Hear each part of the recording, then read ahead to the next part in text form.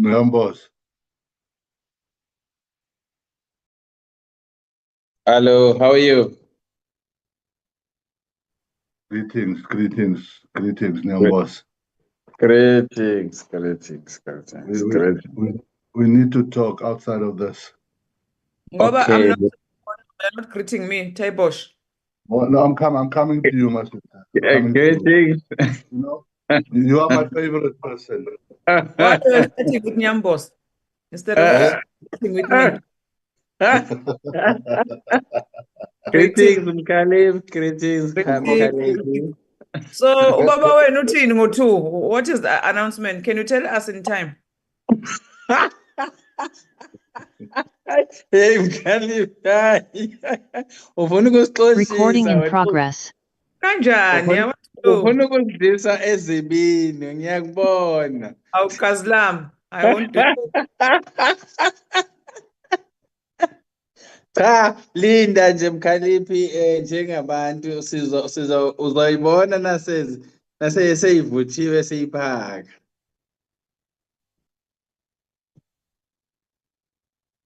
Hayi lutho, mina funa ngiyithole sashisa gazi. Ngisebenzisele Hayi, ziyabophisa lento zakho. Kuthiwa yimi. awukazlam. Sobandawonye thina.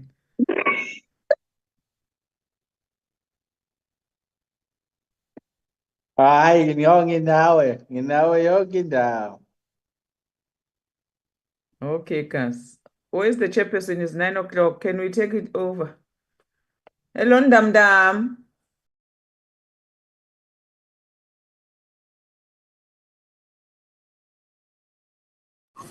Prefix wena. Unjani Ndam? Awukunabheko wena. Ufuna indaba zabanye abantu zikathu. Ay. There's that rural boy again, man. Usemotweni akasihloniphi. Can you imagine? Wena Ndam you must.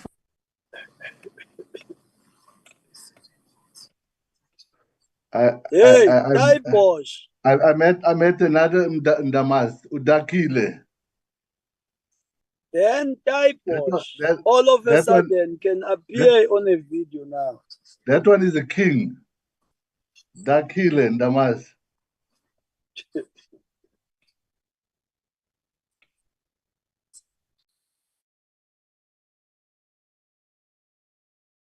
Not this mayor who was a mayor for 2 days. No, he says he knows this boy. This boy's from the rural areas there. Is his cousin somewhere along the lines. Shireen, where's the chair? Otherwise, we're going to chair this meeting. That Khoisan Forum does not want you, Taibosh. You're right. You are a landless and a homeless aspirant chief. I don't want them either because they are not constitutional. They are Good fake. morning, colleagues. The chair is going to join shortly. Otherwise, we're sharing this meeting. Yeah, we're just giving him 3 minutes. If he's not here, we'll share the meeting. No, we are as an opposition, not you. Not this time. Yeah. You must with the chair. No, as GNU, we agreed that we are giving him 3 minutes. Who's the GNU here? Yeah. The GNU. You are the only GNU. When I think a lady, you are the only GNU. You are alone here, Chief, with your GNU. I'm also yes, GNU. Oh, the Right, biggest yeah. sellout. The biggest sellout in the country is here. I'm a pandit is here. Pantiti. You Pantiti, the biggest sellout in the country. Pantiti Fanve. We are here. We are defending GNU. The rec one with you. Don't worry. We'll chair this meeting if we need to. Salute. Salute. Then we can sleep so long. There's not much going to come. The NKC is looking for you, Honorable Taibosh. I'm As long as I destroy them, that's okay. Don't worry, we were together in that one. Morning, Mkaya. Good morning. Good morning to the leadership. How are you? We are good. We are good. We're ready to go. Sure, Mkaya. That MM assisted a lot in that matter, Shame. He was very hands-on. Please, Mkaya. Say thank you Oh to no, him. I'm glad to hear, Sonish. Responsive. Yaqediswa amasisha. Dabezitha, mute. We don't want to hear your stories there. Apologies. Good morning, colleagues. Morning, Dabezitha. Morning, Shem. Morning. Dabezitha.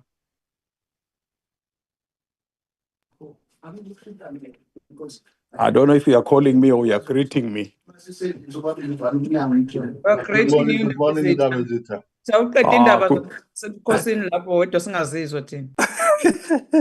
I know you are eavesdropping on my issues here. Where's the chairman? Maz, and you are taking over as EFF. We're sharing this meeting. Someone tried to call him, Kalipi. Call him. Has someone tried? Yes, we did. And then what happened? He is going to log in, but the problem is that he took a bus to Parliament.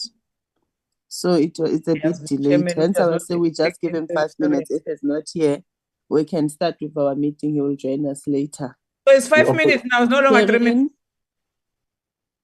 Shireen, can you please share the agenda? Kalipi, you can share. It's all right. Yeah, share the agenda, Shireen. Greetings, everyone. You are welcome. Stop right there. The GNU will chair here.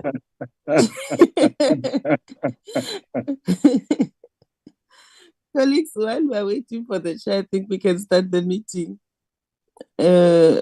Our agenda is as flagged on the screen. It's opening and welcome, presentation by DCoG, discussion, closure, and way forward. So before we start our meeting, let me acknowledge the presence of the members of the committee who are in our meeting.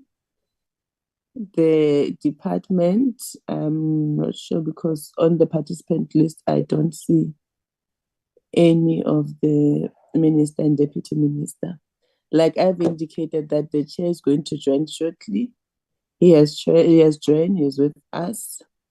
So we are now going to give to the chair to continue with the meeting. Chair.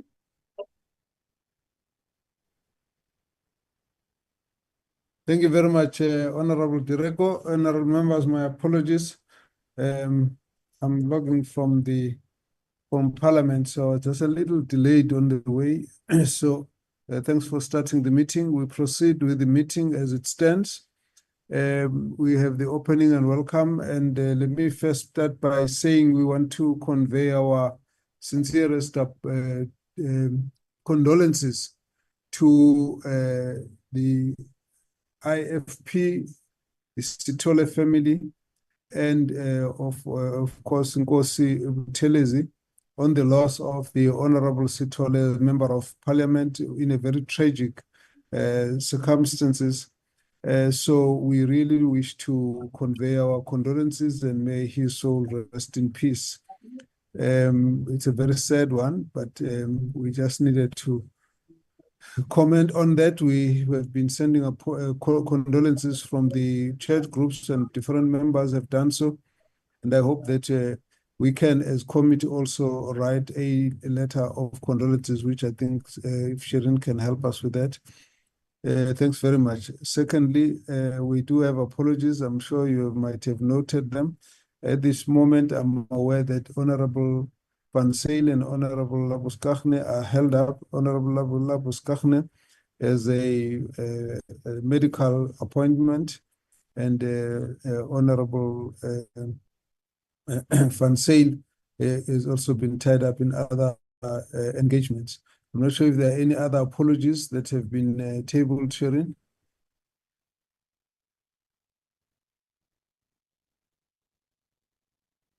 Sharon, any other apologies? Good morning, Chairperson. There has not been any apologies from any other members.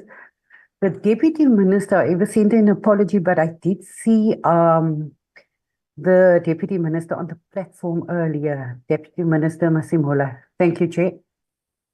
Okay, thank you very much. Honorable Deputy Ministers, I'm not seeing any of them, but nevertheless.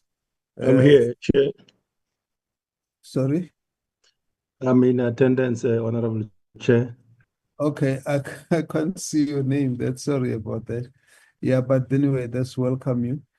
Let's proceed then from that point. Honorable members.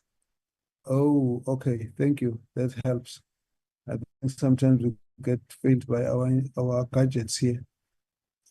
Honorable members, can we get the mover for adoption of the agenda? I move, Chair. Thank you very much, Honorable Mkalipi. I Can we second, Chair. proceed? Okay, that's fine. Thank you very much. Let's proceed then.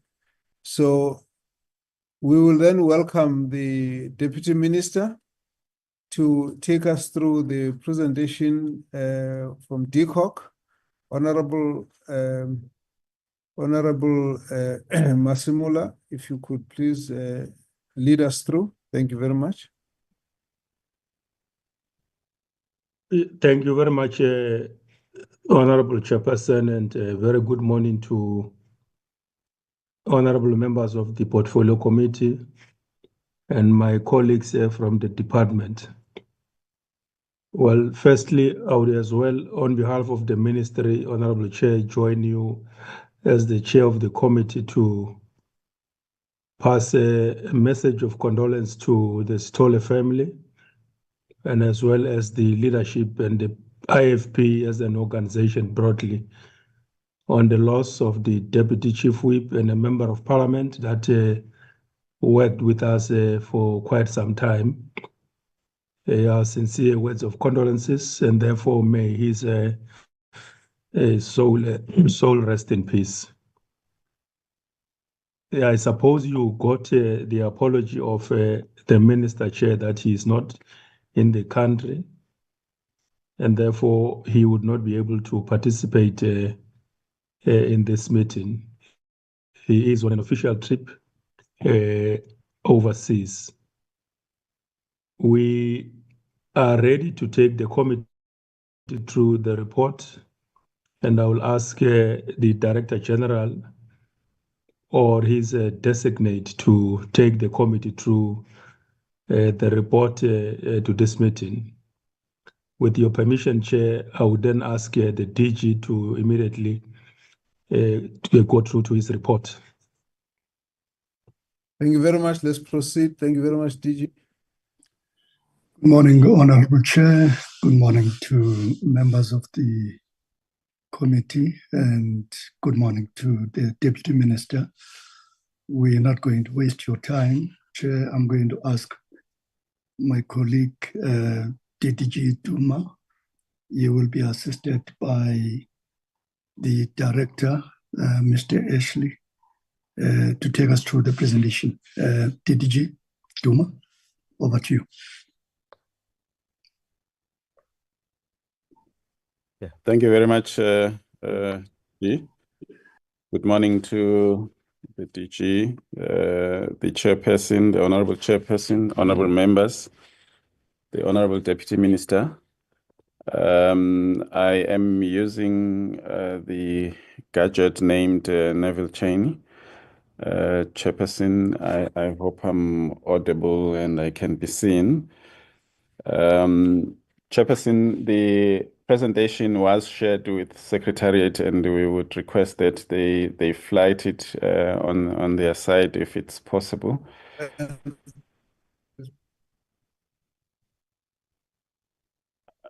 Chair?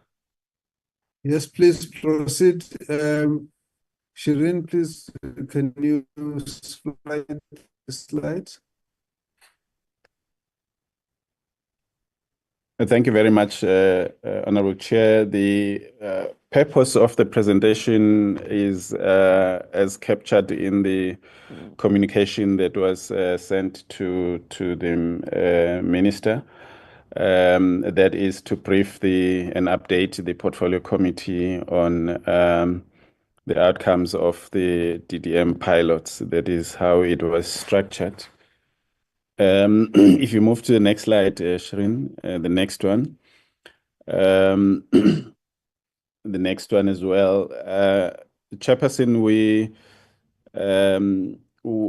members will recall that the pilots were in OR Tambo in the Eastern Cape, eThekwini in KZN, and Waterberg in Limpopo.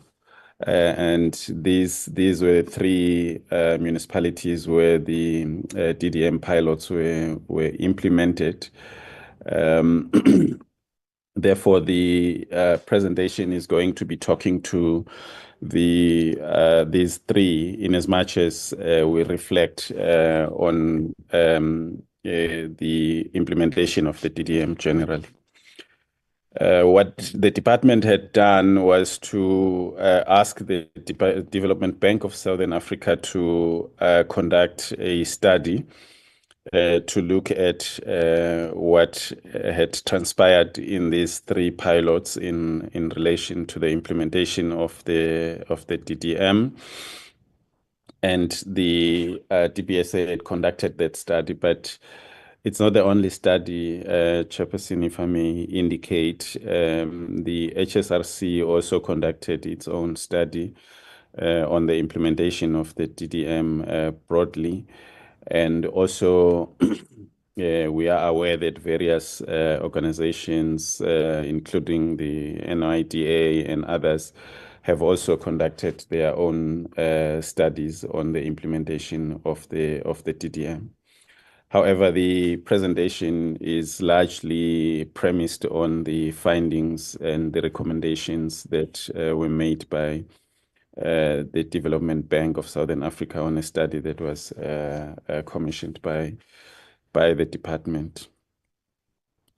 So we are going to take the committee through those findings, but also to reflect on how we are implementing the recommendations thereof. At this stage, I'm therefore going to request my colleague, Mr. Ashley Losh, to take the committee through the detailed presentation right up to the end. We will then hand over back to the DG and the Deputy Minister to conclude, Chairperson. Mr. Losh. Thank you, DG Duma. Good morning, Honorable Chairperson, Honorable members of the committee, Deputy Minister Masimola, DG, and fellow colleagues. I'm going to just take off my video. So we can go to the next slide, please. So in essence, the objective of the study was to assess whether the DDM is being implemented as conceptualized with a very specific focus on the three initial phases of the establishment phase, the piloting phase, and institutionalization phase. And these three phases form part of the overall implementation approach that was approved by Cabinet back in 2019/2020. The second objective of the study was to consider whether there were any issues of potential misalignment between the actual implementation and the intended outcomes of the DDM. And then thirdly, it was intended to draw lessons and experiences and to document case studies of emerging good practices in the three pilots from the initial implementation, which would have assisted in refining the approach to the institutionalization and to address any emerging risk, and to formulate a report to assist in the broader rollout of the DDM in the remaining 49 districts and the metros. And as DDG Duma indicated, the later stages of the presentation, we would then refer to how the department has started responding to the recommendations and the findings emanating from this study. Next slide. So in essence, there are three broad areas that emanate from the study. The one is that the study makes 6 findings. It makes 5 lessons learned, and then it proposes 10 recommendations. So on the finding side, the first one was looking at there is awareness and support across government spheres for the DDM. It found that there was the DDM implementation milestones were partially achieved, and it also found that the DDM coordination structures, these IGR structures, as well as the political oversight structures, have been partially contributing to the implementation and institutionalization of the DDM. There has been a degree of progress on the joint planning through the One Plan. The DDM had, however, limited impact on intergovernmental relations.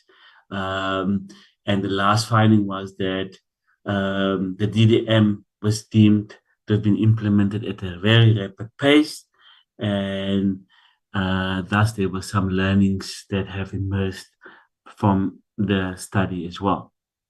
If we focus on the lessons learned, the study found that it is important to clearly articulate a clear theory of change, not just in the intergovernmental planning landscape, but also in how we strengthen and improve intergovernmental relations. It was important to develop monitoring and evaluation tools for continuous learning and improvement.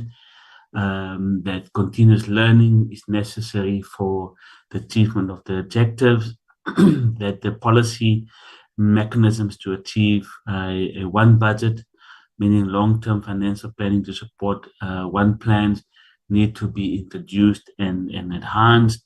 And last lesson learned was that the importance of change management in government reform initiatives was a critical lesson learned and a critical key focus area to focus on outside of the 3 pilot sites as well. So then the 10 recommendations. The first one was to develop and implement measures to strengthen intergovernmental relations, to develop and implement measures to ensure all stakeholders perform the allocated roles and responsibilities, invest in communication and awareness to promote the DDM, adopt a integrated monitoring evaluation framework together with a theory of change, to develop and implement measures to further improve integrated planning. Change management was another strong recommendations emanating from the study. The establishment and facilitation of communities of practice, to introduce and establish and maintain a DDM information management system, to have continuous capacity building for all stakeholders in respect to their identified roles and responsibilities, and to provide information required for the structures and to the structures to drive accountability. Next slide.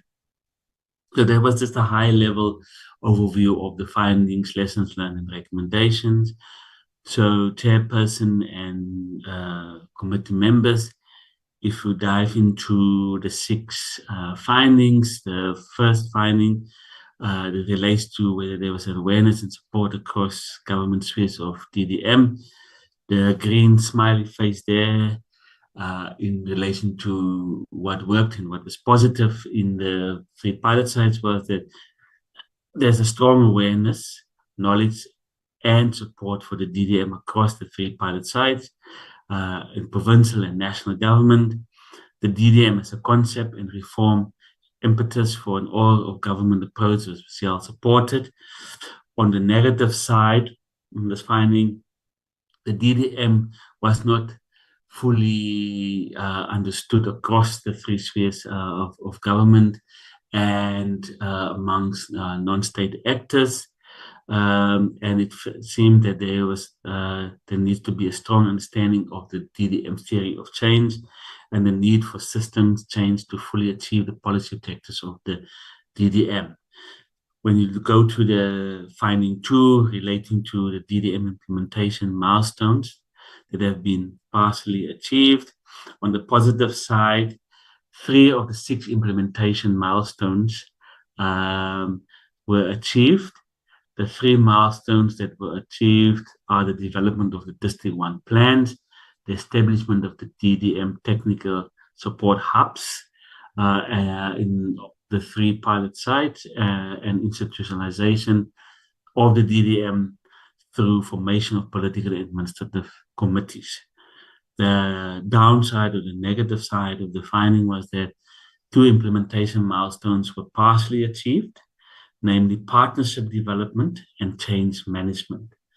The 6 implementation milestones relating to information management, monitoring, and evaluation were not achieved. The delay in setting up proper structures and systems to spearhead the establishment and institutionalization of the DDM led to the partial achievement of most of the set deliverables.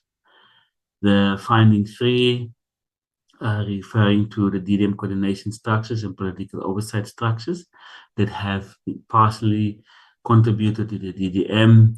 On the positive side, the DDM coordination structures and political oversight structures have been established and created as part of the establishment phase and are exercising continued oversight.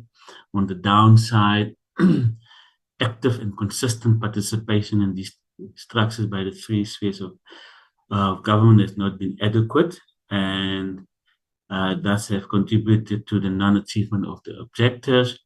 The evaluation has found that change management was not implemented fully across the 3 piloted sites and among stakeholders. So there's been quite a big emphasis on change management throughout the findings and throughout the evaluation study. Next slide, please.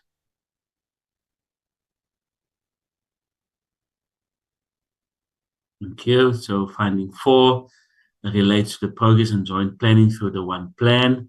On the positive side, joint planning have been achieved through the development of the 3 pilot sites one plans.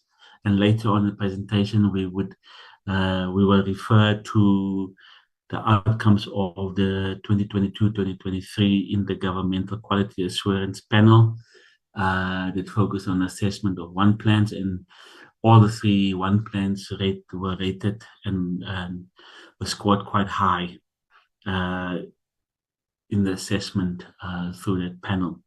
The evaluation found that the one plan for the 3 pilots were clear goals and objectives, as well as identified projects that could be achieved.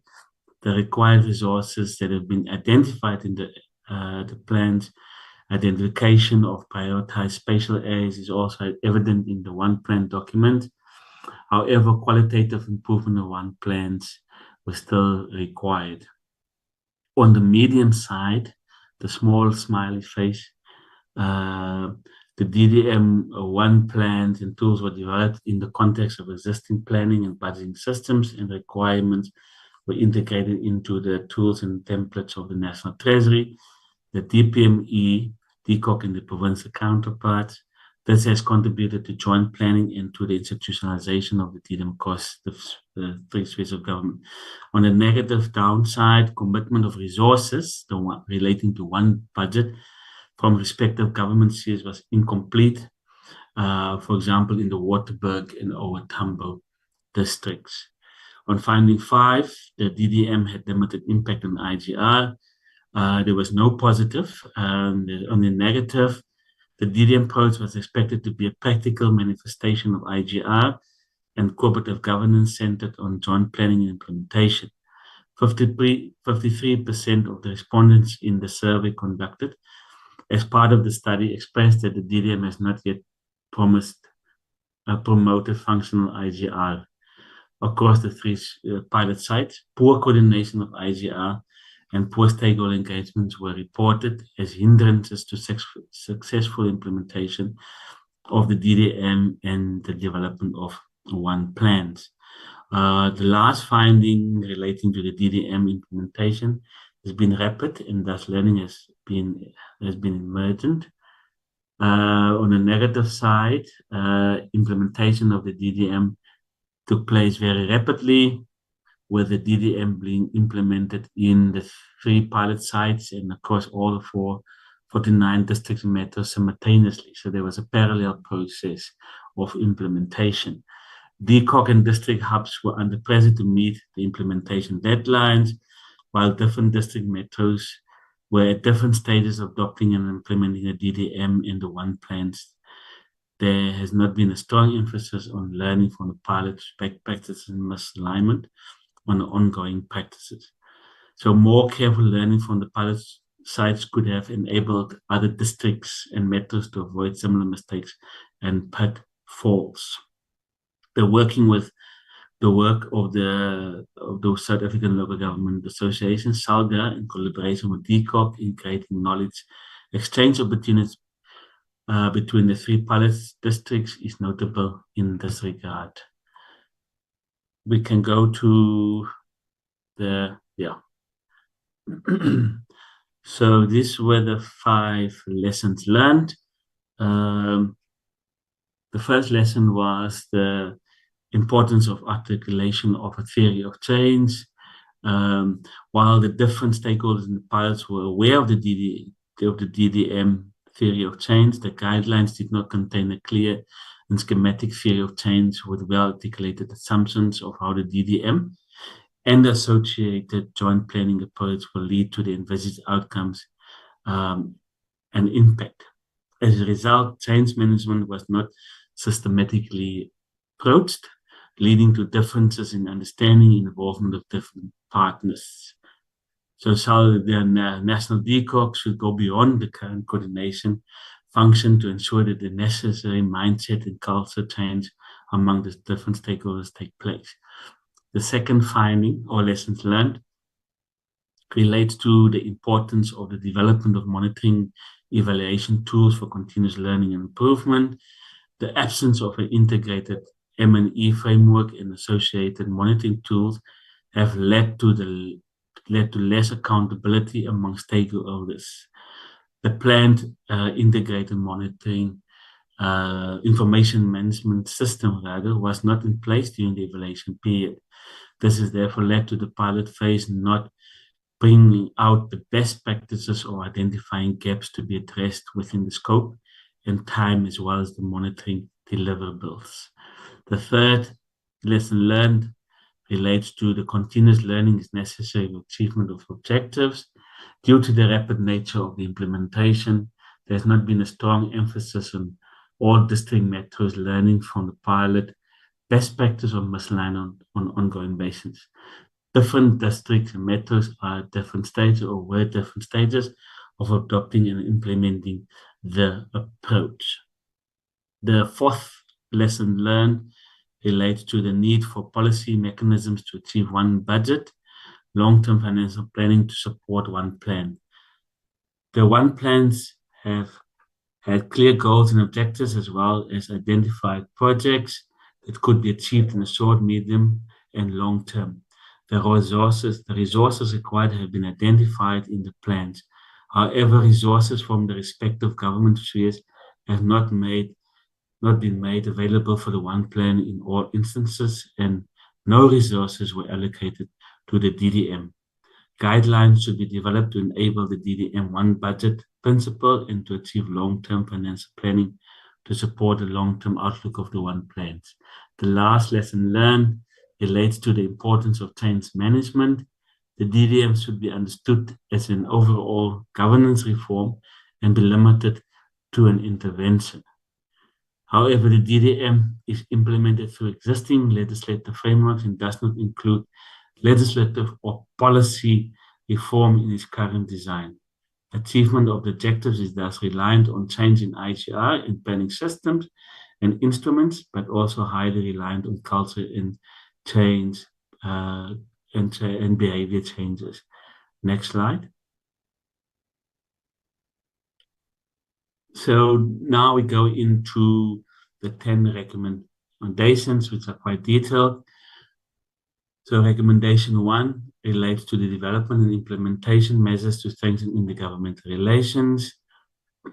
DCoG, National Treasury, DPME, and all departments and institutions with structures and forums for communication and collaboration between the three spheres of government should make use of these already existing IGR forums to advocate, promote, and implement the DDM agenda. The second area under this recommendation, DCoG, National Treasury, DPME, and all departments and institutions with IGR forums should ensure that the agenda and the facilitation of IGR forums are structured to focus on negotiation and decision-making rather than information sharing. The third area, Office of the Premiers and COCTA should lead the development of shared and ICT-based stakeholder databases and stakeholder communication systems to ensure that all required stakeholders receive the required invitations and information to activities where their participation is required. The fourth area, DCoG, together with provincial COCTAs and district municipalities, should revise the guidelines for DDM technical committees to ensure that there are technical working arrangements in place in each district. DCoG, provincial COCTAs, and district municipalities should ensure that the specific information requirements of each structures are identified according to the respective responsibilities, the stage of the DDM implementation process, and governance planning and budget cycles of the three spheres of government. The information therefore supplied should enable 1, understanding of the conditions, and 2, accountability of the results. The last area under this recommendation, DCoG should further develop the deployment model utilized in the DDM. The further development of the deployment model must, however, consider the need for all of government to put forward sound, technical, astute, and adequately delegated officials to participate in technical teams across districts, and the limitation of national and provincial departmental architectures in this regard. So that last one refers to the assignment of senior officials by the respective departments to participate and engage in the various IGR platforms at the provincial and district and metro level. The second recommendation relates to the development and implementation measures to ensure all stakeholders perform their allocated roles and responsibilities. The first area there is DCoG should ensure that appointed political officials in respective districts are supported to lead the work at district level. That refers to the DDM political champions. Political COCTAs and OTPs should ensure that they play a stronger role in coordinating and supporting the DDM in the respective province. COCTAs should develop a long-term plan on how it will be managing the hubs and the DDM beyond the contract with DBSA as an implementation agent. National and provincial treasuries should develop mechanisms to monitor budgets and projects implemented at district level and share analysis of this information with the relevant structures. Next slide. The third recommendation refers to the investment in communication and awareness to promote the DDM. The one area there is that DCoG and the presidency and the DPME should continue to invest in communication and awareness raising on the DDM through existing platforms in government and public media channels. The fourth recommendation speaks to the adoption of the revised integrated monitoring and evaluation framework and theory of change. Here, DCoG and the DPME should ensure that the revised IME framework, including revised theory of change, is formally adopted and implemented. DCoG and DPME should ensure that the formally adopted theory of change is included in the DDM concept document and guidelines. DCoG and the DPME should ensure that the draft process and procedural manual of the IMNE is formally adopted and implemented. And lastly, DCoG and DPME should ensure that the one plans will necessitate greater customization and territorial differentiation in terms of localized monitoring and evaluation plan, whereas the DDM institutionalization is centrally defined and standardized across government. The fifth recommendation, next slide, relates to the development and implementation measures to further improve integrated planning. DCoG should ensure that the DDM guidelines and associated instruments and tools are improved to address identified gaps, provide greater clarity on the roles and responsibilities of respective institutions, and provide definitions of key concepts used in the DDM so that there is a common understanding of the application, provide better clarity on the articulation and differentiation between the one plan, IDP,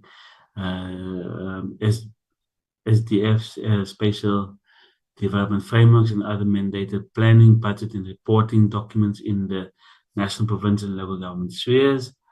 The existing indicator framework for local government is utilized in the DDM and one plans, ensure that DDM profiles have sufficient depth of analysis to enable robust engagement and reaching common perspective among stakeholders.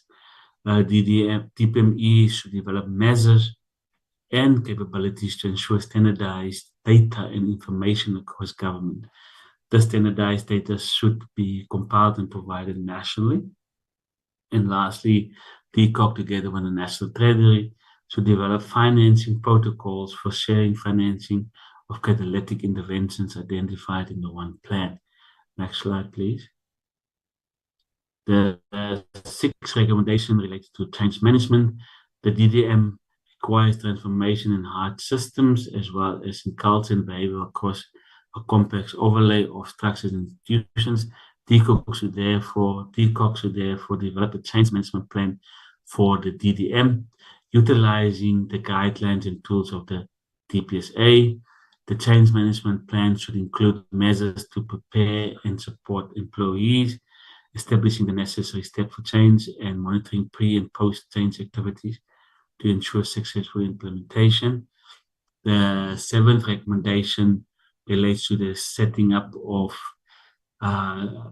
communities of practice. DCoG, SALGA, and the DPME should establish communities of practice to provide opportunities for dynamic peer learning, collaboration, and knowledge sharing. Communities of practice should be established at district, provincial, and national levels and comprise of political, administrative, and other stakeholders. And lastly, where case studies of emerging innovative, good or best practices emerge in the pilot or other districts, these should be documented and shared using the peer-to-peer learning methodologies. Next slide. So the last three recommendations. Recommendation 8 refers to the DDM information management system and the setting up of that system. DCoG should ensure that the DDM IMS is completed and implemented with urgency to enable transmission and storage of DDM-related performance information required by the revised IMNE framework. DCoG should ensure that the one plan stakeholders in every district are aware of the responsibility for collecting data and reporting the one plan implementation process. Recommendation 9 relates to continuous capacity building. DCoG should develop a capacity building plan for the DDM that should include but not be limited to the following areas: data literacy and data analysis, use and interpretation of information technology, tools that enable joint planning such as GIS, political and technical capability for long-term thinking, long-term and how to bridge long and short-term goals. The last recommendation speaks to the provision of information required for structures to drive accountability. It was recommended that the DCoG must ensure that the cascading of structures that hold stakeholders accountable that hold stakeholders accountable have the required information about the implementation of commitments, achievement of targets, remedial actions, taken risk and challenges at appropriate level of aggregation. These structures include the Presidential Coordinating Council, Premiers Coordinating Forums, District Mayors Forums, DDM political and technical committees. So that concludes the sections on the findings, the lessons learned, and the 10 recommendations. Chairperson and honorable members, this is some highlights emanating from the 3 pilot sites. For example, in Waterberg, there was the private sector through PPGI played a significant role in bringing together stakeholders to work towards the success of the DDM, one plan economic recovery in the district, emphasizing the importance of the involvement of private sector stakeholders in both the institutionalization of the DDM through the IGR structures, but also the implementation of the DDM through the implementation of various catalytic projects. In the OR Tambo district, and a key highlight there was the involvement of traditional leadership in the one plan processes, extending into district political committees and capacity development interventions. And lastly, in the eThekwini pilot side, what worked quite well there was the establishment of DDM IGR structures, both at the technical and the political level, that was in line with the implementation framework, and the strengthened composition and functions of these structures. What we also noted there was that the political champions signed by the Honorable President for eThekwini were quite involved and very active in the DDM-related processes and structures and providing the required leadership. Then just on a sectoral level, if you can just go back to that slide, sorry, apologies. The Department of Small Business Development, for example, developed a DDM SMME district ecosystem facilitation model where they've had district deployment that included national representatives and a package of SMME support programs for specific districts, which we found to be a highlight from a sectoral perspective as well. And that was not just in the 3 pilots, but also in other selected districts where this was implemented. Next slide, please.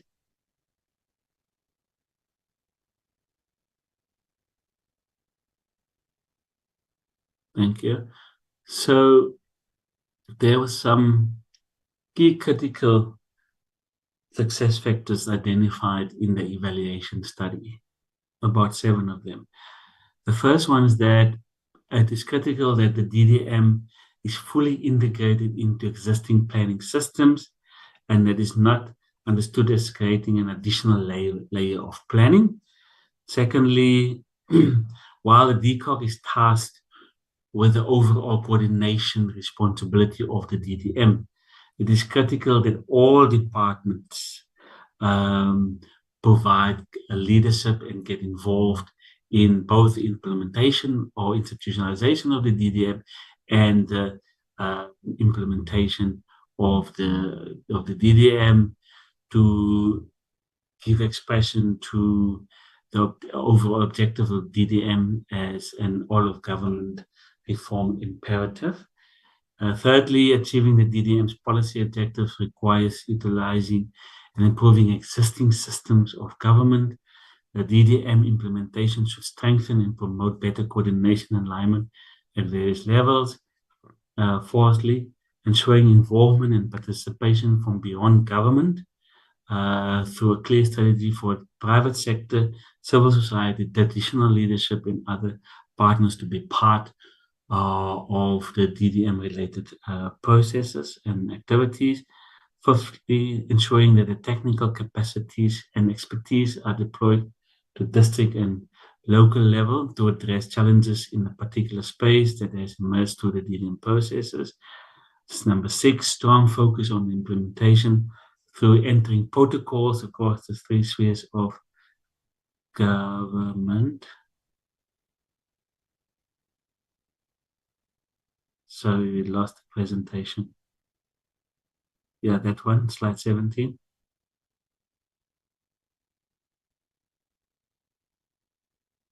So number 6 is to enter into protocols across the 3 spheres of government in a designated spatial area and use existing plans and tools, but also looking into partnerships that move beyond government. And lastly, improvements to capital investment and expenditure frameworks need to be used to ensure long-term funding streams and to strengthen the link between long-term plans and annual budgets. Next slide, please.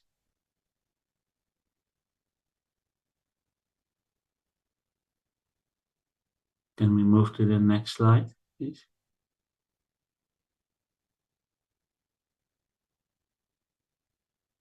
So the current context in the 3 pilot sites is that there are the DDM technical and political structures that were established in the course of the 3 pilots are still intact and still in place. For example, if you look at the Queenie context, the existing DDM structures are now linked with the work and objectives of the presidential working groups.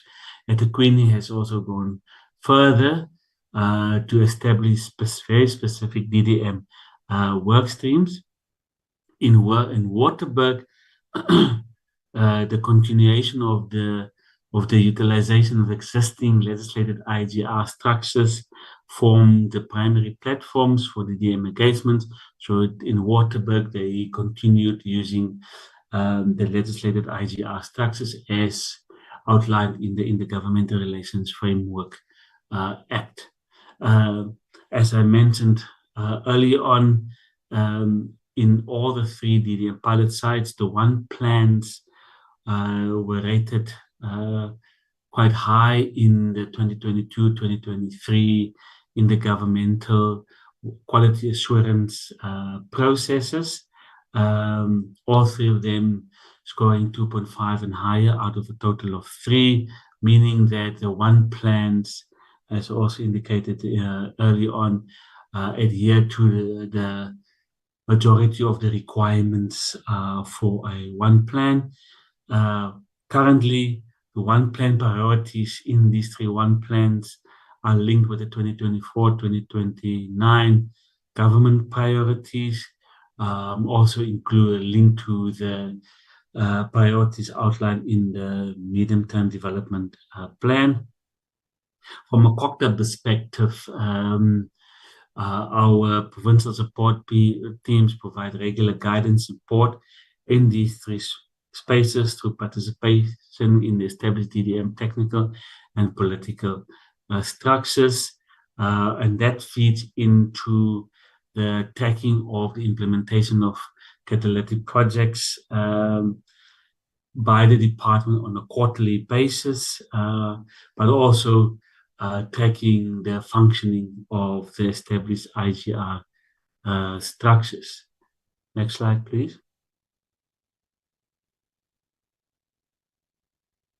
So lastly, on this main body of the presentation, Honourable Chairperson, Honourable Members, and Honourable Deputy Minister, we linked the requirements under the 10 recommendations to what the current initiatives of the department are. So to show the trajectory in terms of taking the recommendations from this evaluation study further. But of course, you would appreciate the fact that whatever the department has started to implement and introduce is now on a much broader scale, is now for all the 52 district and metro spaces, using the lessons from the and recommendation from the 3 pilot sites. So the first focus area relates to the institutionalization of the DDM. And there we are indicating that we have introduced regulations that frame the institutionalization implementation of the DDM, and that responds to a number of recommendations, being recommendations 1, 2, 5, and 8. DCoG participates in several sector peer learning platforms focusing on the DDM, and that responds to recommendation 7, community of practice. And this we do together with a number of sector departments, but primarily jointly with SALGA and the DPME. National and provincial political and technical DDM champions assigned. There's a terms of reference that have been developed. Reporting template as well has been developed, and there's an overall program of action developed for the work and activities of the DDM champions, and that responds to recommendation 2. Frequent presidential DDM exhibition, as well as engagements between national cabinet and provincial executive councils, that responds to recommendation 3. Change management and stakeholder management framework was developed and facilitated with provinces, and that forms the backbone of the further institutionalization of the DDM, and that responds to recommendations 6 and 9. And then lastly, on this focus area, we have regular ministerial outreach initiatives that responds to recommendation 3. On the second focus area, the implementation of one plan, there's been the quality assurance of one plans that have been undertaken, as referred to in the previous slide, in response to recommendation 4. But the department has also, in particular in the last financial year, undertaken a rapid assessment of submitted one plans, taking of commitments made by national sector departments, provincial sector departments, within the context of the implementation of the DDM catalytic projects in the 52 district and metro spaces, including the commitments made during the DDM, presidential DDM exhibition as a joint approach between provinces, presidency, DCoG, and DPME is undertaken, and that's also expressed in the various quarterly DDM implementation update reports produced by COCTA, and that responds to recommendation 4. Lastly, refers to the focus area, refers to integrated monitoring and evaluation. We have developed and implemented an integrated monitoring and evaluation framework that contains a theory of change that responds to recommendation 4. The inclusion of DDM-related indicators in the Circular 88 that was done between the department and National Treasury that responds to recommendation 4 and 5. Develop quarterly DDM implementation reports, as I've earlier remarked, and that responds to recommendation 4. And then we have the National Strategic Hub that was approved by Cabinet back in 2023 as a data center that is now operational, and that responds to recommendation 8 and 10. And through this National Strategic Hub, we are in the process of setting up, for example, a Living One Plan portal where real-time data and information on one plans can be accessed. Next slide, please. So Chairperson, Honorable Chairperson, and Honorable Committee members, that is the main body of the presentation relating to the outcomes of the evaluation study in the 3 pilot sites. We have annexed a number of slides relating to the work of the DDM political champions. Committee members would know that the Honorable President back in 2024 assigned political champions for the 52 district and metro spaces, and they are now actively becoming involved in the DDM-related matters in the respective districts and metros. And we've also, in the annexure, we've also added a list of those DDM political champions. But we just wanted to bring across and communicate to the committee that we now have the DDM political champions, and that are active in their respective districts and metros as part of the overall institutionalization of the DDM. But this slide then is just a reminder to all of us that part of the cabinet approved implementation approach with the other 4 phases. So from the 1st of April of this year, the start of the new financial year, we've moved into what is called the sustainability phase, and that's the last phase. And everything that we are doing and contributing to both institutionalization and implementation of the DDM should translate into and respond to the enhancement of institutional and financial sustainability of the lower government system and the institutions of local government in all the 52 district and metro spaces. So I can then hand back over to the DG Duma, Honorable Chairperson and Honorable Committee members, and DM Masemola. Thank you for your time.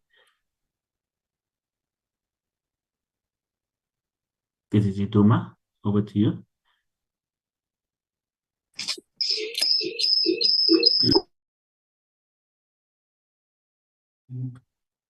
Thank you, Mr. Losh. Thank you, Chair. I'll hand over back to the DG as indicated. He will probably hand over to the Deputy Minister. Thank you.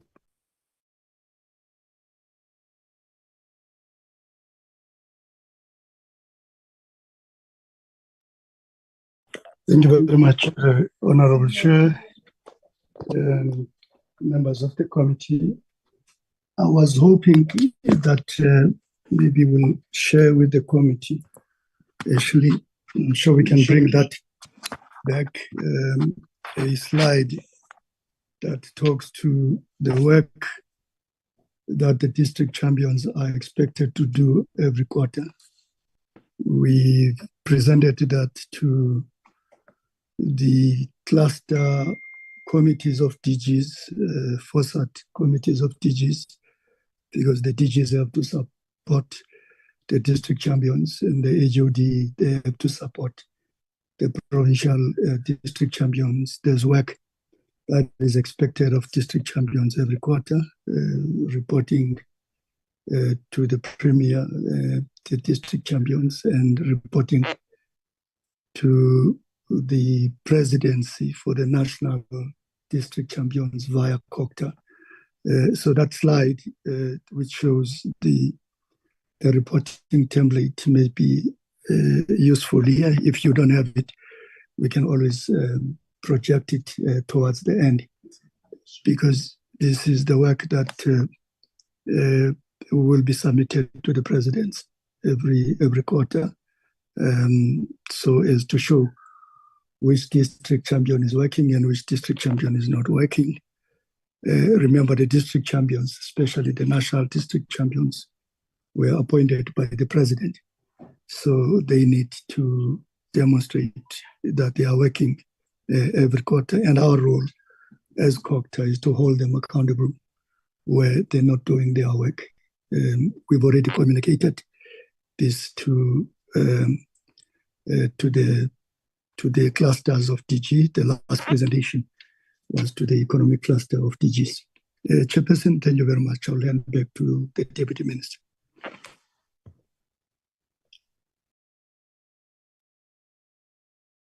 Well, thank you very much once more, Honorable Chairperson and members of the Portfolio Committee. That is the report, Chair, which accounts on the work done so far with regard to the implementation of the district development model, the lessons learned, proposals thereof, so that we can better begin to institutionalize this particular system for change management and systems adjustment in government in the interest of better integration as well as coordination and appropriate deployment of resources where they are much needed to bring changes in the socio-economic conditions of people. And therefore, we look forward to your process, you engage the report, and probably decisions and suggestions that will be made out of this discussion will be highly appreciated. And we hand it over back to you for your guidance as to how do we proceed with the discussions. Thank you very much, Honorable Chairperson. Thank you very much, Honorable Deputy Minister. And thanks to the DG and the team for the presentation. At this point, let me allow the members to look into this presentation and respond. We'll start with the Honorable Mthethwa, followed by Mkhaliphi. Please proceed. Greetings, Chair. Awuqale nje ngumuntu wesifazane Chair. Awuye kumthetho. Always. Okay, Honorable Mthethwa, please hold on. Let's start with her. My apologies. Please proceed, Honorable Mkhaliphi. Thanks very much, Chair. Thanks very much, Chair. Greetings to colleagues and greetings to the department. The Deputy Minister was here and the DG and the delegation from the department. Chair, in terms of the presentation, I just want to say upfront that it was going to be very helpful if the presentation was structured per municipality. My understanding is that we are checking the progress of the pilot 3 municipalities that were serves as a pilot in this project. And the project or the model, which is DDM, was announced in 2019 from the SONA by the president. And it's 5 years later, we still, as a committee, we want a progress report because we don't have anything ebambekalayo as a committee to what is happening in terms of this pilot project. Remember, we have 257 municipalities, Chair.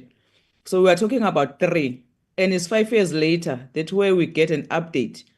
So even this update, the way it's structured, I thought maybe it was going to be very helpful for the committee to understand to where we are as with this model called a district development model. My preference was going to be DG. If you put 3 municipalities, eThekwini, from 2019, after the announcement by the president and further announcement by the late minister Mthembu. So what we have done and what we have achieved and what we have not achieved. And then you go to another municipality, which is OR Tambo, because our aim as a committee is to see if this thing called a new model in terms of coordination is working.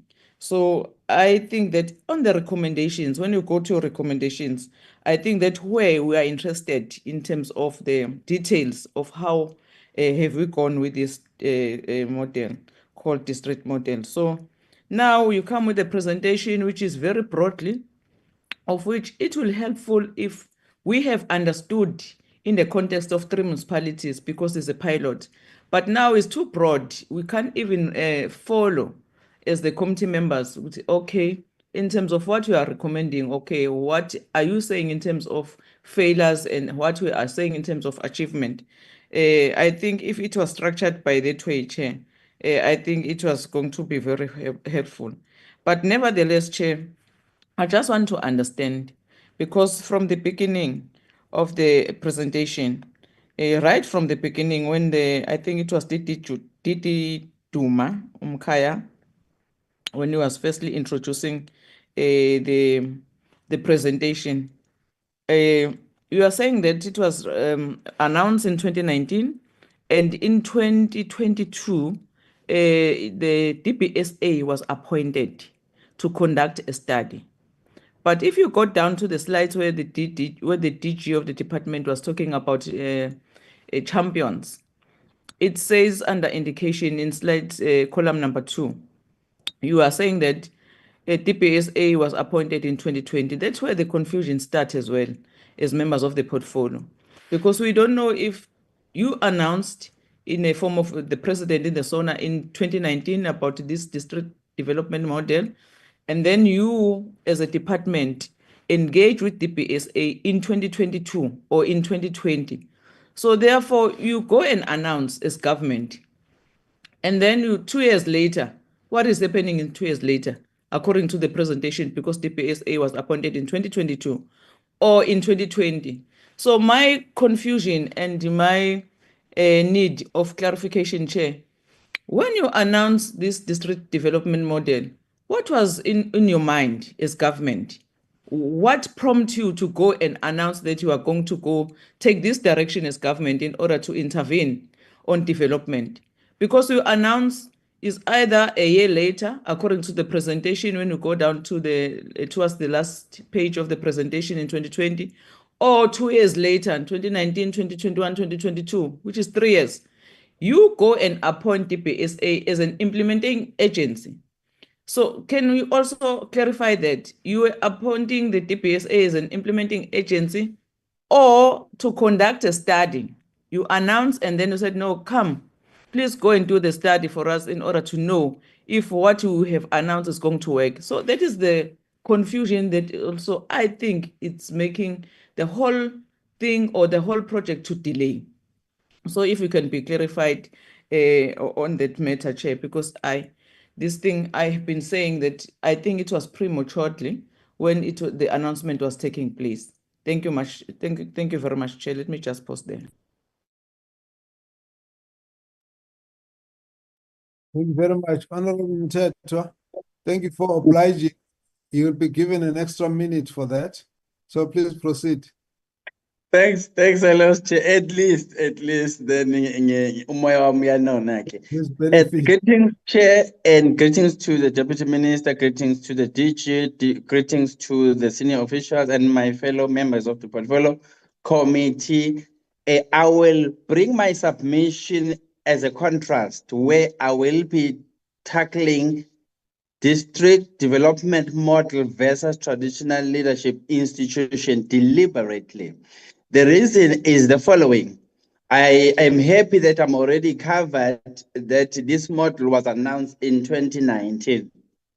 But when I look at the traditional leadership framework and their role, I can go back to the tying an enactment of our constitution in 96 on the 8th of May, where in chapter 12 was put in as a traditional leaders chapter in the constitution, but it's very surprising. It has only 2 paragraphs that talks about any matters of Amakosi in our constitution. That's 1. 2 years later, in 98, we then have the white paper on local government, which when I looked at it for 27 years, it has 0 mention of Amakosi or the traditional leadership institution, which means they defined Amakosi outside the local government white paper. Here we are introducing a district model as if it's a new game changer,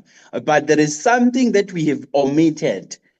Amakosi as a whole, we are sitting with 22 million population. So which means as you define them outside the legislative and institutional arrangement of local government, you have already left out a 22 million population that resides in an institution that has been defined outside the legislative framework, which will make it very difficult for us to be able to participate meaningfully. Let me go on and also observe what you mentioned, that you are studying the urban and the rural setting on how the interface of different sectoral development are working and find their expression in the municipal decision. The following I have observed. 1 is that mining sector is happening at a local sphere of government, agriculture is at a local sphere, ports, our port authorities are at the local sphere,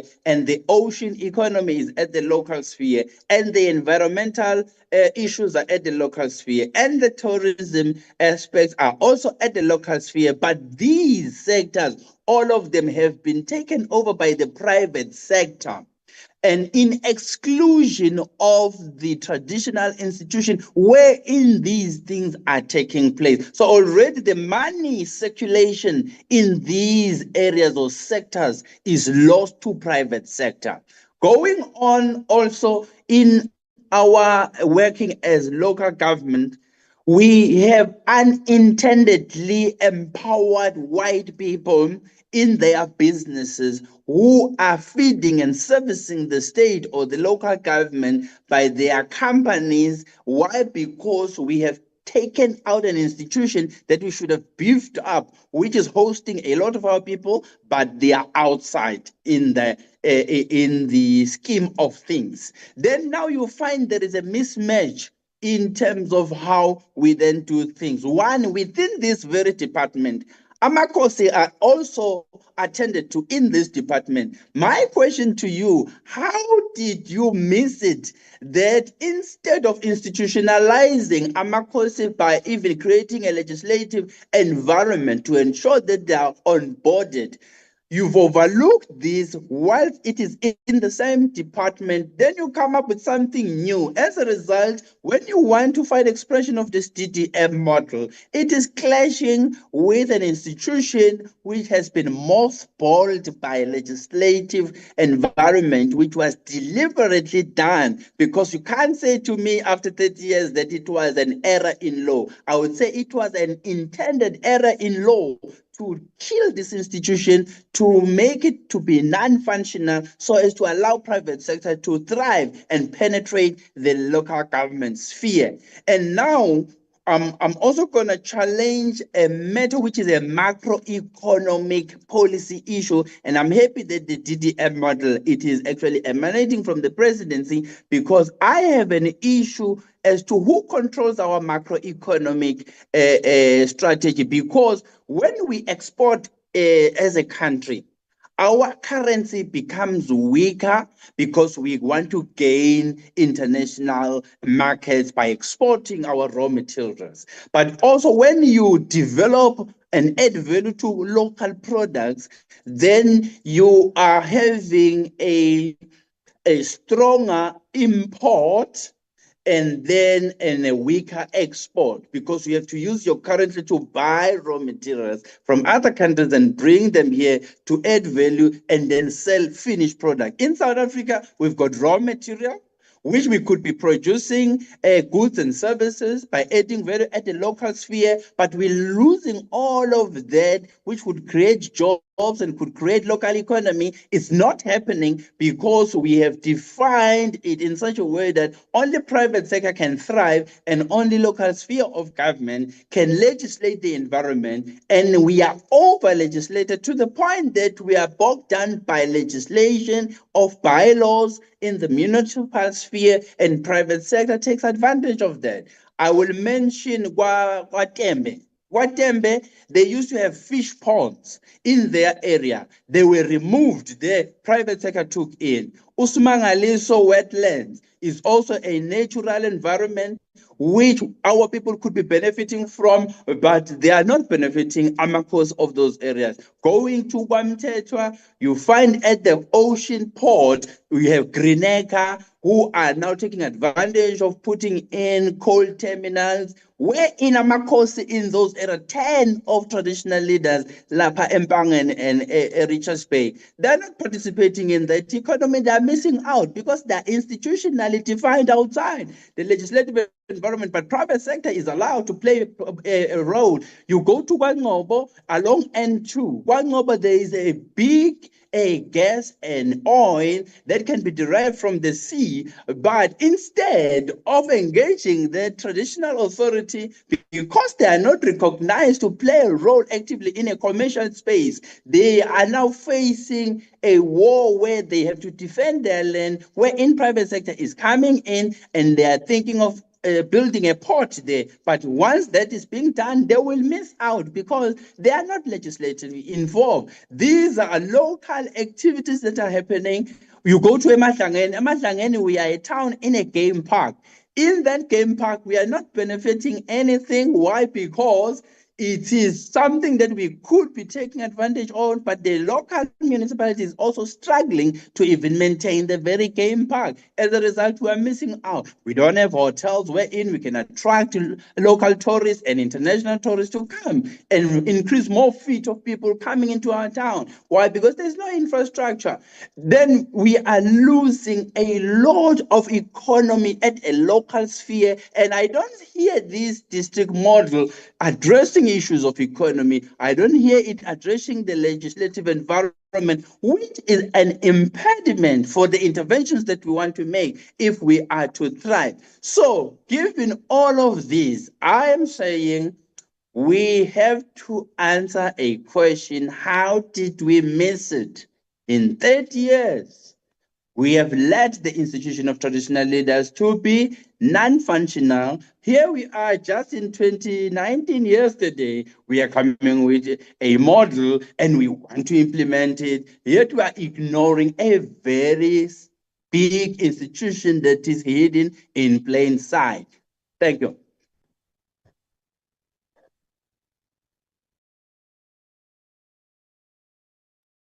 Thank you very much, Honorable Mteto. Let's move on to the Honorable Mabena. Welcome, Honorable Mabena. Chairperson, thank you very much for giving me the opportunity to speak, and sincerest good morning to all colleagues this morning. I think I would also want to welcome what colleagues have said, in not necessarily welcome, but maybe agree with part of what colleagues have said. But maybe let me just go straight to my points.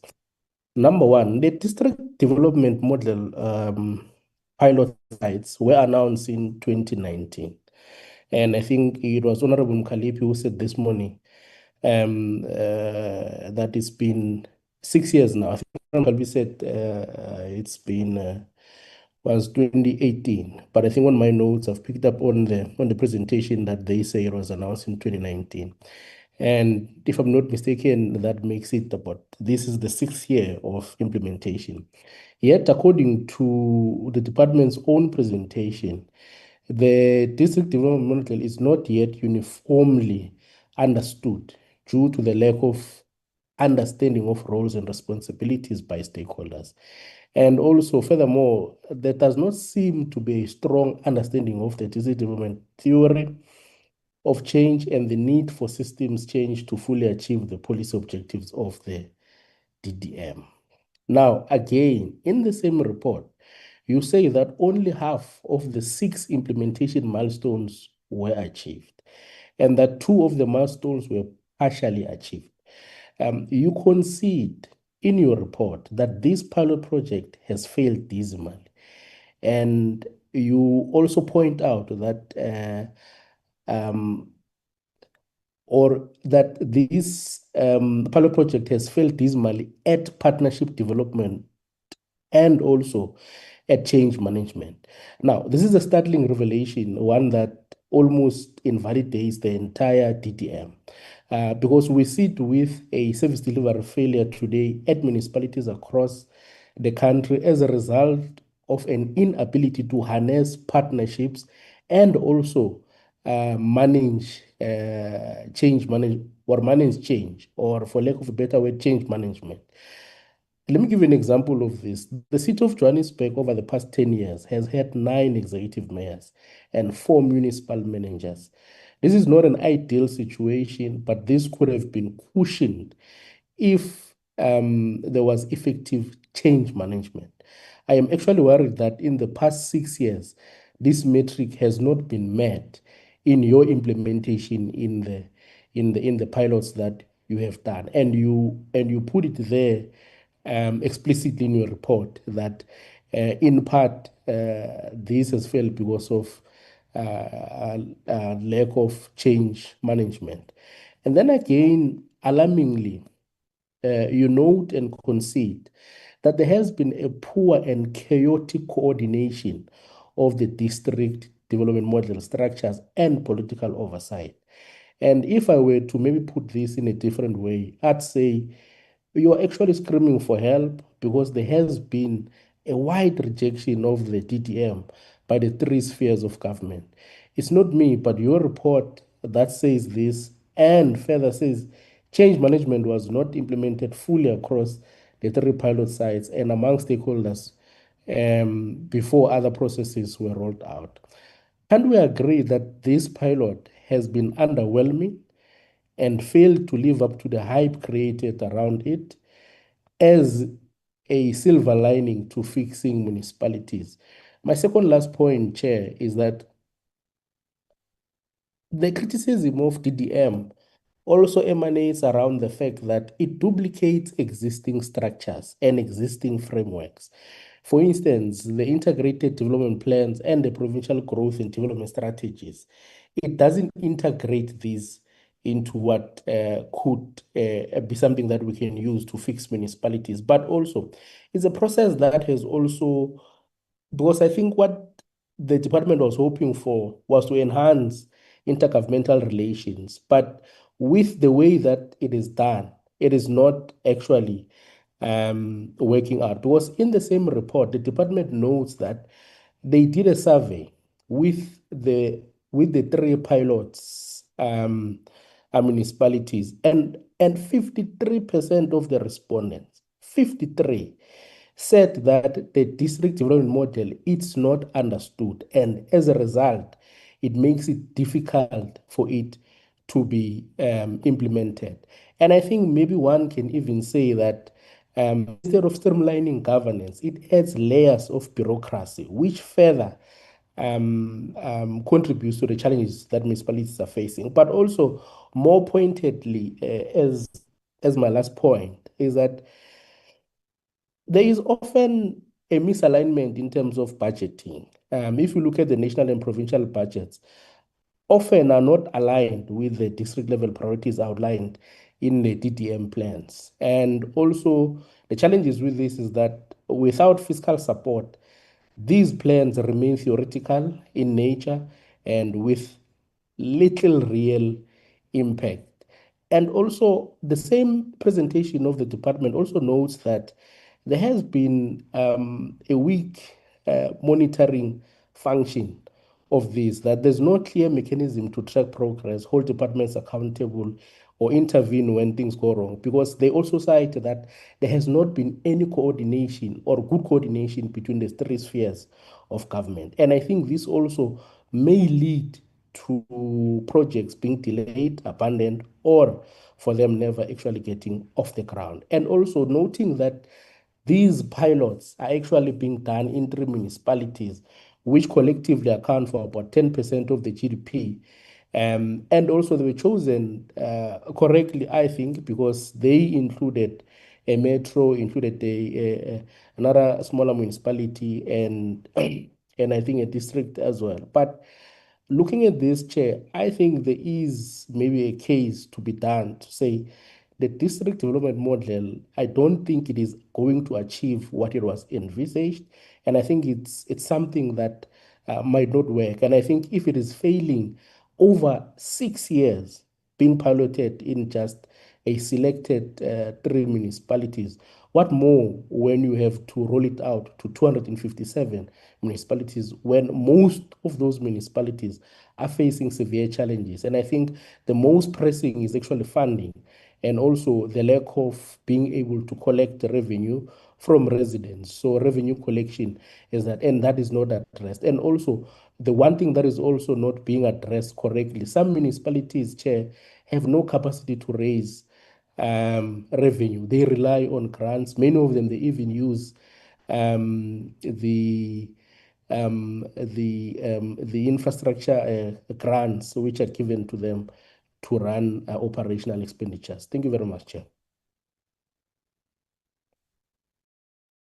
Thank you very much, Honorable Mabena. May we have Honorable Direko and Honorable Mkalipi, please take down your hand. Thank you, Chair. Greetings to colleagues. Chair, let me also acknowledge the presentation from the department. And Chair, let me also indicate that when the DDM was introduced, we were very happy that finally relevant stakeholders will be able to work together in ensuring that they improve the lives of our people. And we're also happy that the resources will be channeled properly based on the needs of our people for a well-structured coordination. However, Chair, it seems like the implementation of DDM is taking longer than we thought it would. And noting the fact that when DDM was introduced, some of our colleagues raised a serious concern regarding the DDM and what could be the possible challenges of the DDM. So currently we're having 44 districts in the country, and the pilot project is only in few districts, which then becomes a cause for concern that if we are still on the 6 years of implementation of DDM, and we don't have that much of a progress, then how is it going to take to roll to other district municipalities? So I would also agree with Honorable Mokalipi on the presentation that has been made, that it's broad. So I will then propose that maybe if the department could give us a breakdown presentation per district that they have already piloted on, and give us a progress report in terms of the cost, the achievement, the challenges, and particular challenges to those particular districts. Then at least it will give us a clear indication as to where we are in terms of the DDM, where are the challenges, and how best those challenges can be resolved. And I've also noted the one of the champions to the district. As much as we are focusing on the pilot side, maybe it will also assist if we can also get report from the champions of other districts, so that we understand exactly where we are in terms of the DDM on the piloted side and on other districts where the work has been done. And at least we'll then be able to confidently say whether the DDM is working, or maybe there are some few things that need to be restructured in that model. Thank you, Chair. Thank you, Honorable Direko. Honorable Sompa Masiu, you're on the floor. Good morning, Chair, and good morning, everybody. Let me also welcome the presentation about the DDM. My comment only, Chair, will be very short. Firstly, let's acknowledge that the DDM is not working like we expected, as Honorable Direk have just said. And second to that, I will align myself with Honorable Mkhalip when he said it was going to be good if the presentation have tabled all the municipalities, so that we must be able to know where the DDM is working and where it's not working. Thirdly, it will be the issue that whether we like it or not, we must also agree that the DDM did not work, because still you will see, for example, in other municipalities, maybe in a district, out of maybe the district is having 4 municipalities, only one municipality, local municipality, that is cooperating. The rest, they are still having that resistance. So we need to find a way, a mechanism, or I don't know how did they have structured it to make sure that all municipalities that fall under that district, they cooperate. It must be a must that they must cooperate. And also the departments, it will only, for example, I'll make an example in Northwest. There is this program of Tunzalerweli, where they will say all the departments must get together and then come up with programs and make sure that they assist. But still, there is no impact that shows that all the departments, including DDMs, they are making difference in the municipalities in terms of service delivery, and making sure that all of them, they bring together their coffers to make sure that they make a difference in each district. It's not working. So that's my comment. Thanks, Chair.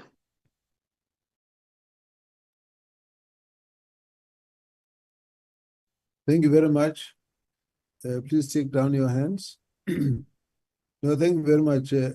Honorable Deputy Minister, you heard the comment. My hand was up, Chair. Who?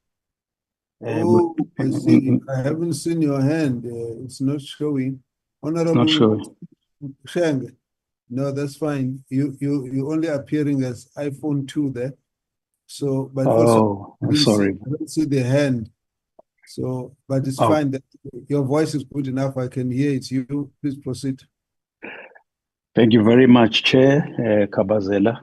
I would like to greet the DM, the Deputy Minister, the DG, and their respective delegations, and of course my esteemed committee members, colleagues. Chair, I think that really I would not go into repeating what other members have said. I just think that the first thing for me, which has already come across this morning, is that if you look at the launch date of this project until now, I think the best way to describe it would be sluggish. And then if one looks at these things, these efforts, because the presentation looks comprehensive enough, but my particular feeling as well is that it really could do much better with some specificity in terms of, Mkalipi, Honorable Mkalipi alluded to. So I think that maybe it really, and the milestones as well, as Mabdella touched there, that if you look at the strike rate, Chair, I think one could also say that same, it's sluggish, it's poor. And then, of course, when someone this big is started, the most important thing is to be very clear at what intervals do you reset, rather than something that just rambles on and rambles on. So I just think that definitely there is room here for actually looking at saying, where do we go from here? Because also when you look at the pilots, of course, if then they are not triggering as quickly as possible the rollout to other areas when the challenge is so tall, I think that then maybe the advice really to the department would be really would be to say, if they could just come back with some, of course that can be done maybe where it's broken down and there's some specificity in terms of the rollout and the recommendations. Of course, the other thing is that if you look at the recommendations, another thing, it's like it's a rain check basically. And then now I just wondered whether some of these recommendations are to say to trigger from now, or if that's not the case, is to say if there are any of those which have already been efforts to action, what's the barometer of success against those recommendations? But I think really for me, to summarize, at the risk of not repeating all that has been said, is that if you just look at the launch date to now, it has been everything but robust in terms of achieving. So the request would be really if the department could come back with these requests from for the deep dive, as has been requested by the members of the committee. I thank you, Chair.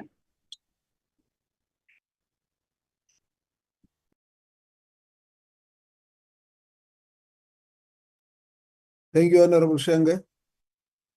The members have expressed their comments. Honorable Deputy Minister and Department, we would like you to look at responding on to these issues. Maybe one can just add, as a matter of emphasis, on a few of the points. There is an issue of the approach which we are using, which I think is where a lot of us are getting stuck. You got a DDM.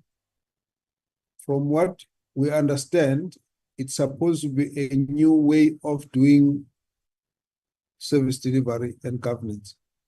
Supposed to be a new way. So once you say pilot, what you need to explain to us now is whether the DDM is only being implemented in the pilot areas, or is it in the whole country? Now, from where we sit, it's easier for us to see a flaw in that approach.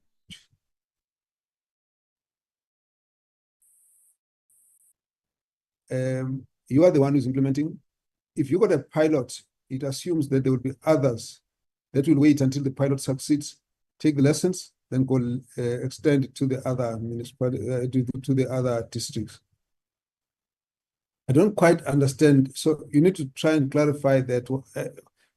On what basis are these pilots? In other words, what is pilot about them that is not happening in the other municipalities? Or what are you doing in those municipalities that are not pilot, that is DDM? So I think we need to try and separate that issue up, because from where we see it, we get a problem in understanding how we are approaching it. Maybe we're not failing to understand, we're probably disagreeing then if we understand it properly. Now, the second issue relates to something that the other honorable member, I think Mabena, raised, which is the bureaucratic overlay. The concept of the model seems to be getting lost in the bureaucratic elaboration of what it's supposed to be. As a result, then, you're getting a sense of people who might be feeling that it's an additional bureaucracy. And that is creating a bit of a difficulty in anchoring it properly. So are we understanding this the right way? Because if you look at the whole approach on definitions and everything, what would be easiest for us to understand is a matter that says, okay, the DDM aims to achieve 1, 2, 3, 4. And for that purpose, we be asking, everywhere we go, have you achieved A? Have you achieved? So that makes for us a different approach in the way you want to monitor how it's being implemented. In other words, if everyone is supposed to set up a particular structure, let's say DDM structure, then we've got a timeline. By this time, we should have set up this structure. Because it's the same people who are there. It's not necessarily a new structure that needs a new budget and a new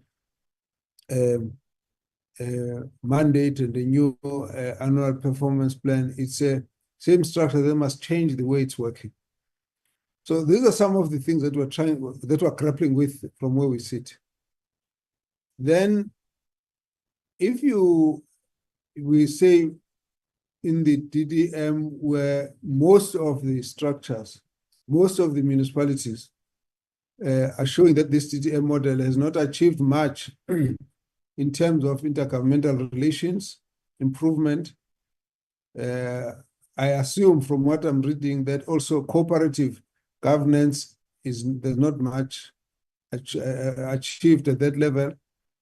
The one issue that seems to be focused on is integration through one plan, one budget. It's not achieved everywhere, but it looks like there's a way of getting about that. Then it then raises the other area of stakeholder participation, how the communities participate. Now, if you look at the presentation, it's creating a bit of a challenge when they say the highlights from pilot sites. Because in Waterberg, the focus is on private sector participation. The major problem is that there's no good intergovernmental relations.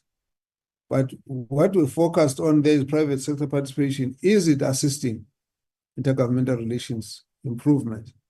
Is it assisting cooperative governance?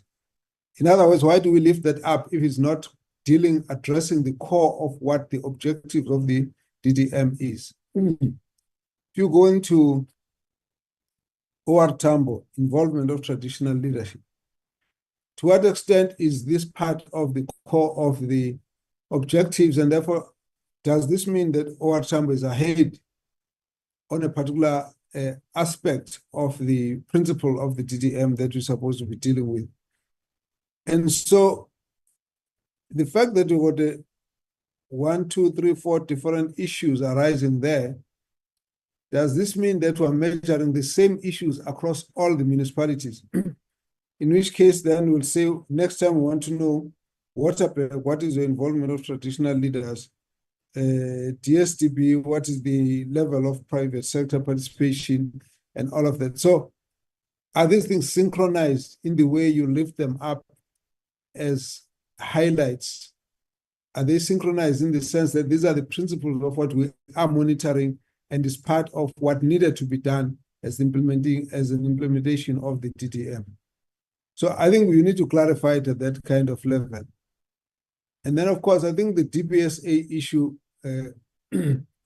maybe we understand it, maybe we don't.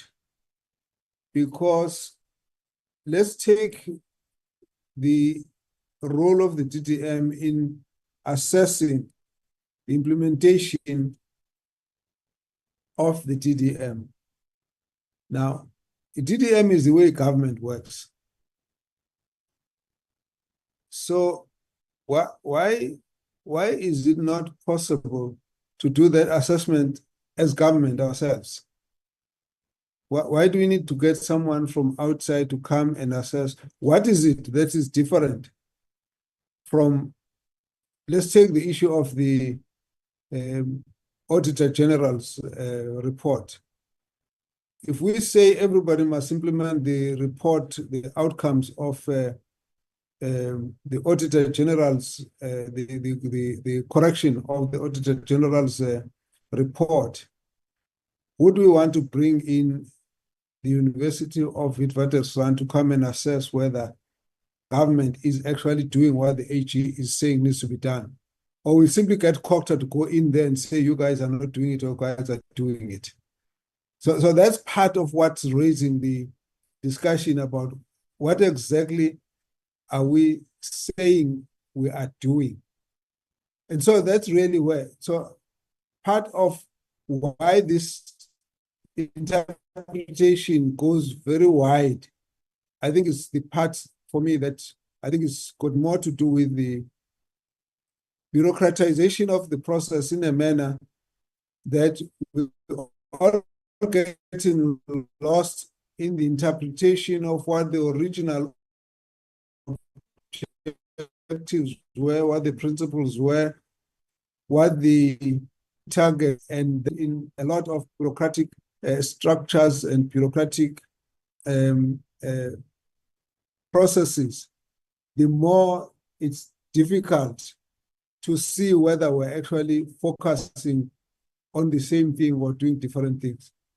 So that's really where the whole issue is coming. I think from where we sit, we need to take us out of that, because that's where we're seeing. And the Honorable Buthelezi was saying the implementation is sluggish. It sounds like it is because of the 6 years. But do we really know what's happening in the other 53 municipalities? Because we only got a report on 2. We don't know.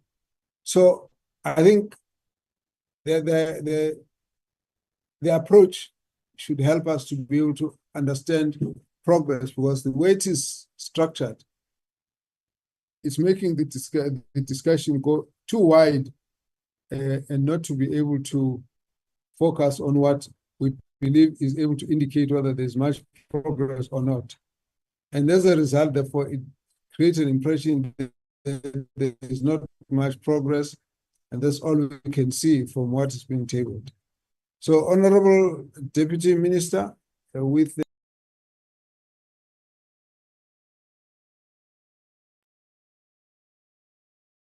Well, thank you very much, Chairperson, and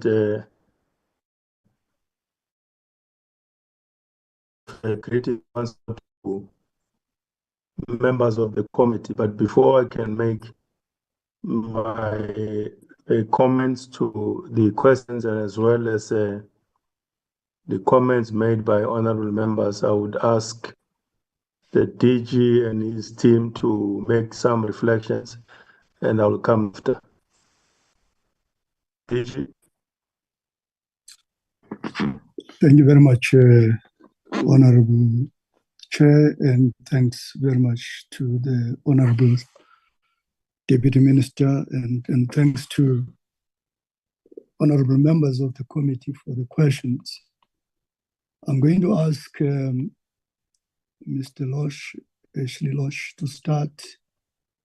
And if there are questions that DDG Duma would want to respond, I'll ask him to come in, and I'll take care of some of the questions before handing back to you, DM.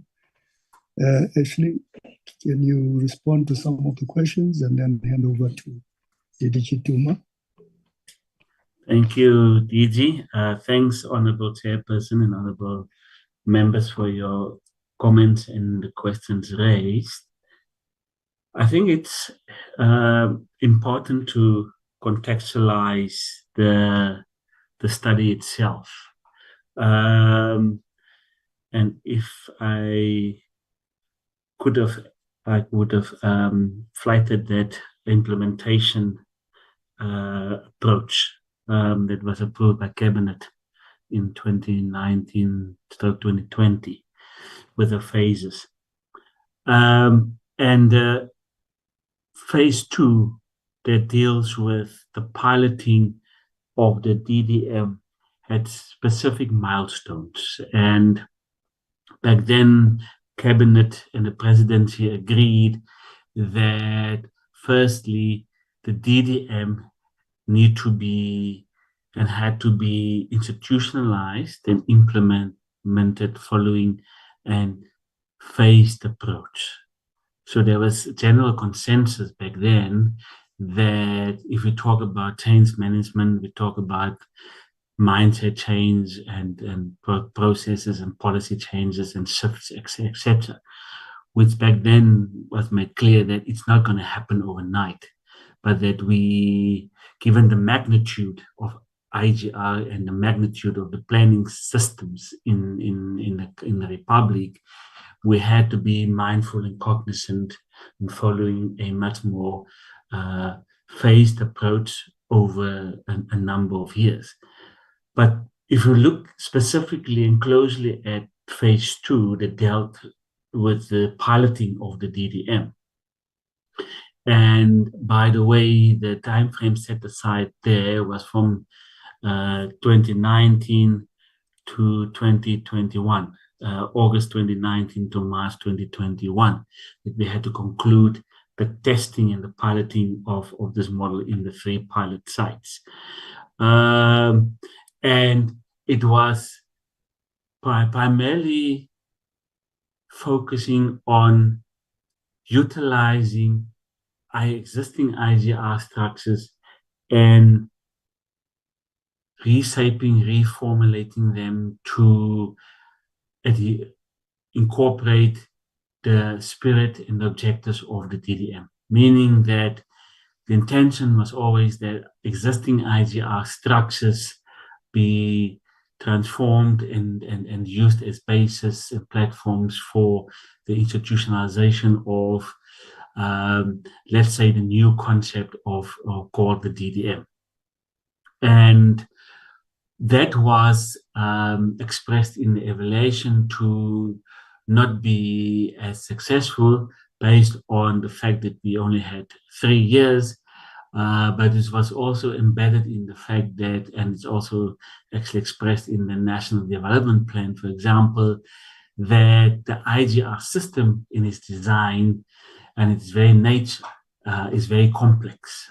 As much as we use the IGR Framework Act, the implementation and execution of IGR over the years have become a very complex system and an approach to cooperative governance. So hence, the finding, or one of the key findings in the evaluation study, was that the time frame was short and much more needed to be done regarding strengthening IGR practices and processes in the context of the DDM. So after the conclusion of the piloting phase in 2021, it was then deemed necessary by the department to have if you like, a reflective study of what worked and what did not work in these 3 pilot sites. Hence the 2022 evaluation study, with all of those recommendations, findings, and lessons learned. So if you fast forward to current day, the last slide relates and refers to how did the department respond on the findings and experiences documented from these pilot sites, and to which recommendations in particular have all the activities and initiatives that the department have embarked upon since the conclusion of the pilot sites responded to the various recommendations. And it is indicated in the slide that we now, since the piloting phase, have introduced, whether it's on a policy level or whether it's in the institutionalization of the DDM level, DDM approach, or whether it's at the implementation level regarding the development and implementation of one plans, the focus is on all the 44 districts and the 8 metros. So this is to the expanded focus of the DDM in its current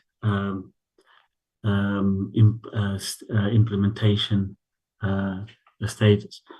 So that is broadly the context that the presentation and the highlighted findings, lessons learned, and recommendations should be viewed again. I do agree with some of the members who raised the point that, and we can provide the information, the specific detailed information for each of these pilot sites, but we can also go as far as to say this is what's happening in the respective districts and metros, based on the quarterly implementation update reports that the department has been doing for I would say the last 2 financial years, and that would then provide maybe a further and in-depth reflection of what's happening in the 52 districts and metro spaces over and above the breakdown in the pilot sites. So we have moved from documenting the outcomes in these pilot sites, and as the honorable members correctly reflected on, raised issues regarding the IGR system, that the DDM is not universally understood, and the mechanisms and activities and support areas that the department in particular have embarked upon since I would say 2022 was exactly designed and is exactly aimed to address those areas of concerns that were experienced in the 3 pilot sites. But significant of all of this is the fact that the regulations, the DDM regulations that were published in 2024 addresses some of the concerns that were identified in the pilot sites, especially regarding understanding the concept of DDM. Secondly, what's the specific roles and responsibilities of the different stakeholders, and how all of these processes would culminate into, for example, the development of a one plan. But important to note in these regulations is that the issue regarding the traditional leaders, and I think Honorable Mtetwa, who raised the concerns regarding the traditional leaders. Yes, as much as we've highlighted the participation of traditional leaders in the various IGR platforms in our Tambo district, there have been concerns in other districts on how to involve and ensure full participation of traditional leaders in the DDM processes. Now the regulations give expression to that, give a response to that.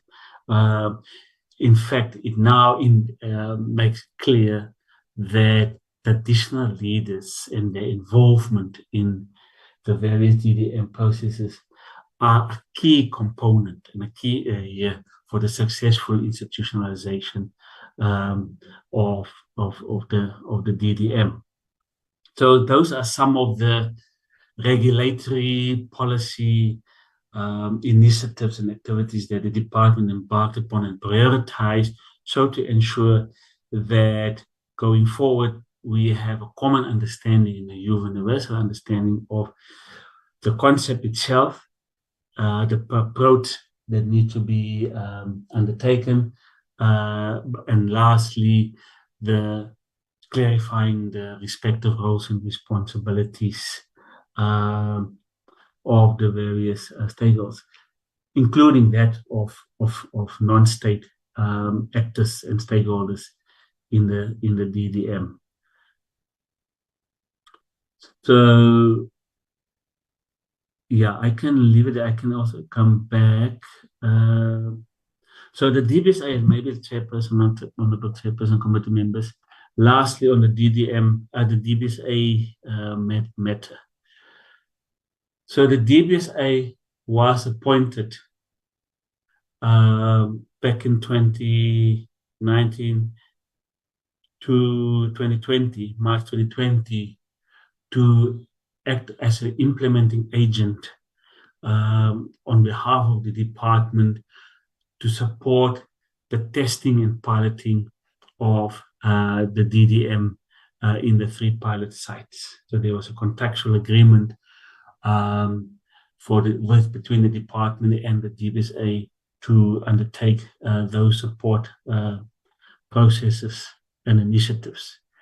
In 2022, the department then felt that given the experiences of the DBSA in these pilot sites, that they would be approached to conclude the piloting phase by undertaking a comprehensive implementation evaluation study. And that is the study that we referenced in this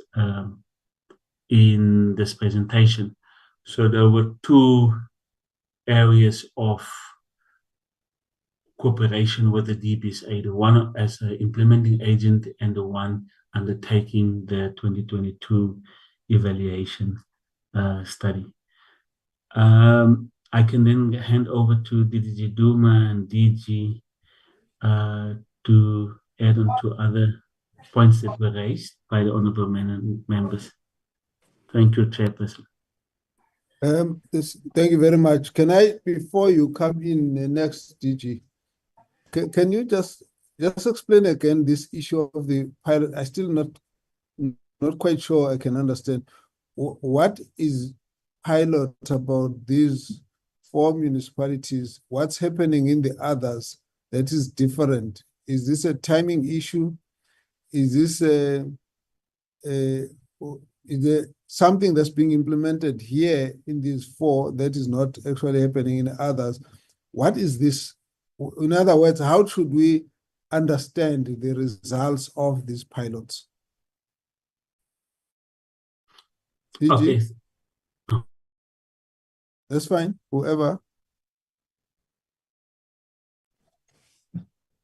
Thank you very much, Chairperson. It's DDG Duma. Maybe, Chair, if I may start with the the follow-up that the chairperson has put forward, that the idea of the 3 pilots was to look at what works and what needs to be modified so that it can then be replicated in the rest of the 49 DDM spaces, because there are 52 DDM spaces in as much as there are 257 municipalities. So the outcomes of the pilot was then going to be replicated in the rest of the municipalities.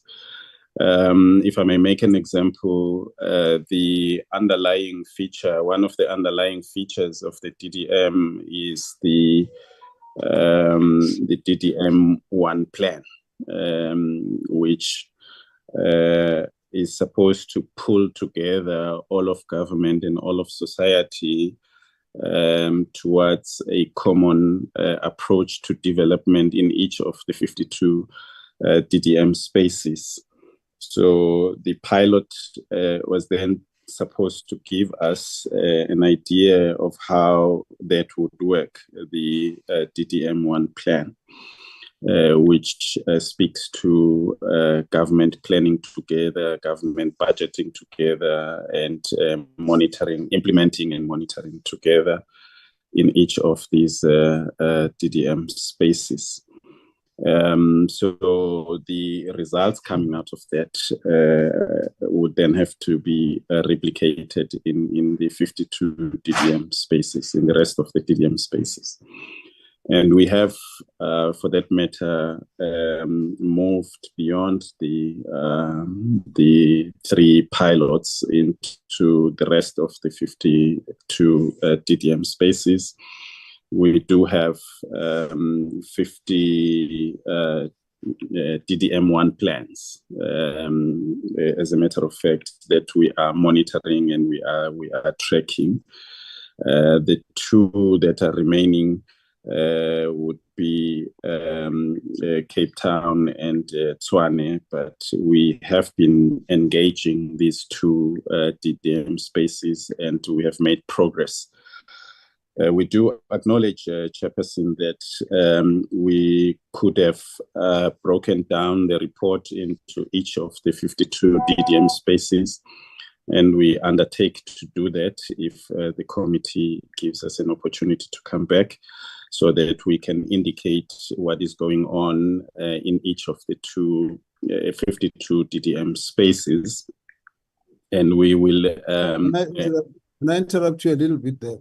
So yes. you then wanted to go into these 4 districts and then to decide what needs to be done in the whole country on all the districts. Are you then saying you went onto a pilot for on the 4 before anything was done on the others, and you only went to the others once you've got these results? So just give us an indication, because we want to get a sense of timeline from the time you started as to when we went to the others, because we still have to understand what is pilot about this. Thank you, Chairperson. What happened in practice was that when we implemented the pilot in some provinces, the appetite to extend beyond the pilots was there, and it was then decided that these processes would run parallel. So while the piloting was happening in some DDM spaces, we started implementing even before the pilots had completed the work that was being done in those spaces. That was the approach that was taken. So what you are then saying is that you wanted to do a pilot, and then the other provinces decided, other districts decided that they'll go ahead anyway. But just give us a sense, when was the pilot supposed to start, and when was it supposed to end, and when were the rest of the districts supposed to be starting their implementation. I just want to be able to know. So this is from this time is the pilot, and from this time to further was the implementation. It gives us a sense. We don't mind the enthusiasm. Just give us a sense when was the pilot, and it was only these 4, and then up to which point was it supposed to be a pilot? Thank you, Chair. I think the Secretariat has beamed the relevant slide, which indicates the phases of when the piloting was supposed to start and end in theory. But as I've indicated, in practice, there was an overlap. I think if you can also look at the institutionalization phase and the sustainability phase, there is also an overlap because we are still doing some work on the institutionalization when we are already in the sustainability phase. That is what happened with the piloting and the institutionalization phases. But that slide indicates, Chair, in precise terms, what would have been achieved by the pilots and what needed to be achieved in the institutionalization phase, as well as the sustainability phase. So just to get it clearer, so the 4 were supposed to be going on year 1, year 2, and then the others would have had to start from year 2, or was it supposed to be later than that? And from where we stand, are we then saying that at which point of this pilot was supposed to be 1 to 2 years? Is this report only about those 2 years in terms of implementation? Or is the report now about more than 2 years? Now we are almost in 4 or 5 years. So is the report on the pilot sites a report of the entire phasing, or is it a report only insofar as those? We just need to separate them out so that we can know where exactly we are. The report, Chairperson, is incorporating elements that would have taken place beyond the 2 years of the piloting phase, because as we indicate in our report and our response, the piloting phase did overlap to the institutionalization phase. So it does include elements of that overlap.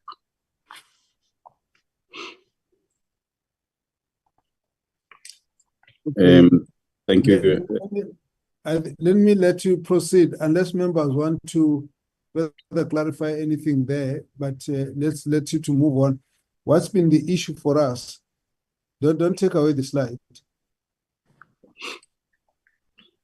What's been an issue to us is understanding what pilot is and what phases of implementation are, and at which point are we as we look at this.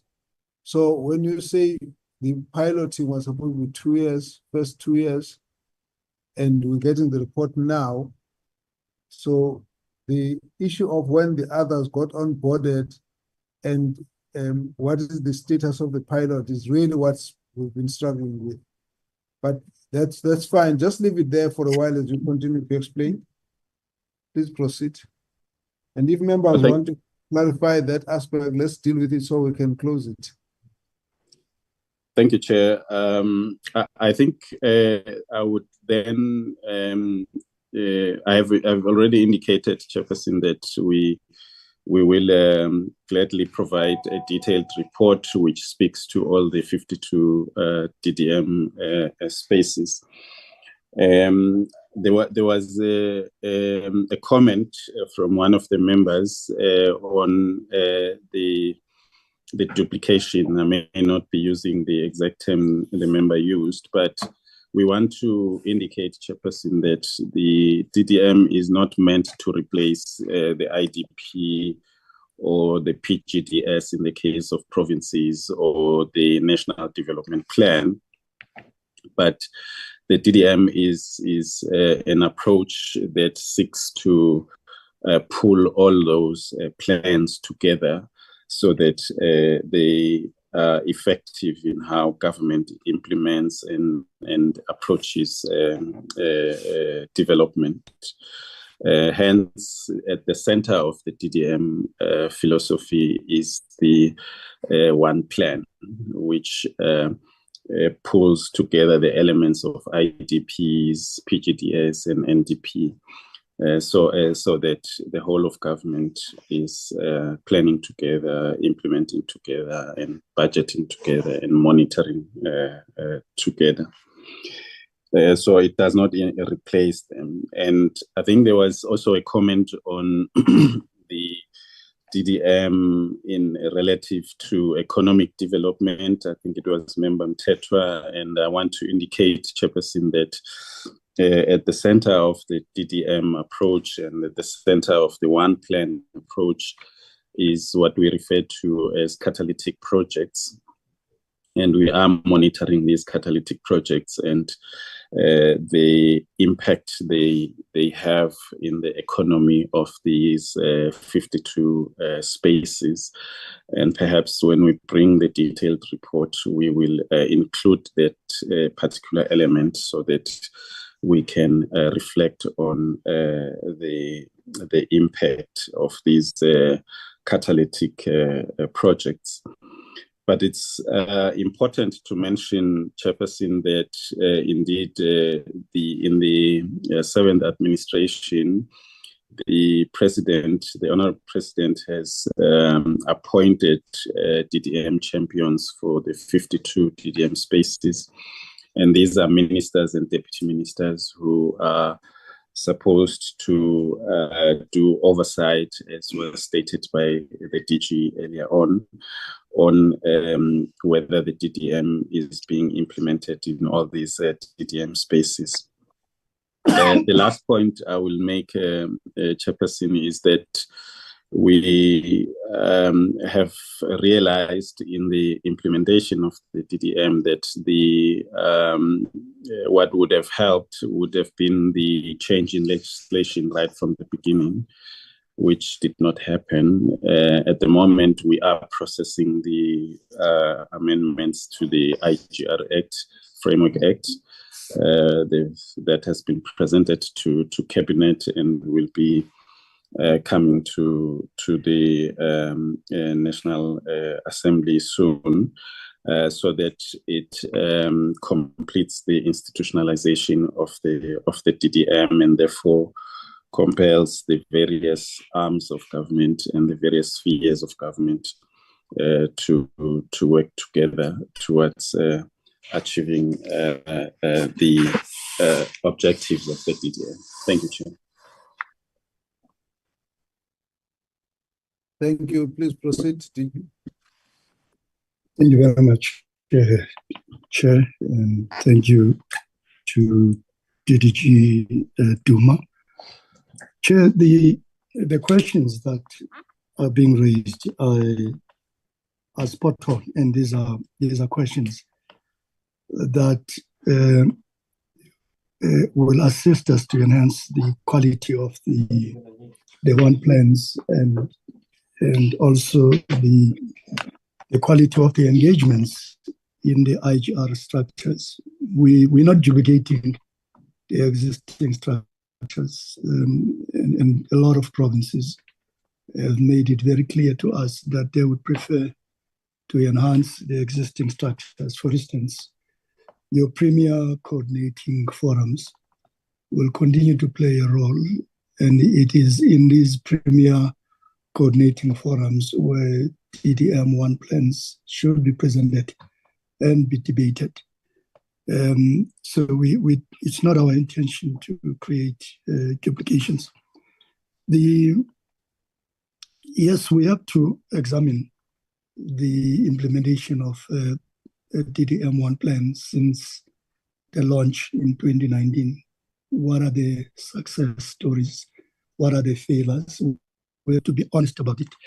And I think Honorable Mtetwa has started that process already, even though he goes back to 1998, and he is correct by saying that the local government white paper of 1998 did not do much to accommodate Amakos. There is no chapter in that white paper of 1998 that talks to the role of traditional leadership. And that gives us an opportunity now in the packaging of the white paper on local government not to repeat that mistake. And you would have noticed in the white paper that there is a chapter that talks to this. The same applies to DDM spaces. If you look at the Eastern Seaboard project, which we are packaging in the 4 districts, OR Tambo, Herikwala, Ugu, and Alfredo. That project, the Eastern Seaboard project, it gives us an opportunity to get Amakosi to be at the center of the economic development in those 4 districts. And this is one project that needs to be discussed in the IGR structures of the 4 districts, because DDM, for all intents and purposes, as you put it, Chair, it is a way of doing business in government. So it is an IGR way of doing business in government, getting the 3 spheres of government to agree on the priorities of those spaces, and also to get the communities in those spaces to agree on the priorities of those spaces. So you are correct. I think your definition is spot on when you say it is a government way of doing business, but it's a government way of doing business which also includes all of society as well, not just government. And it requires leadership to coordinate all the stakeholders in the 52 spaces. You could argue that the metros, some of the metros are a little bit ahead, because in the metros, you have a 1-tier system of government, unlike in outside the metros where you have a 2-tier system of government.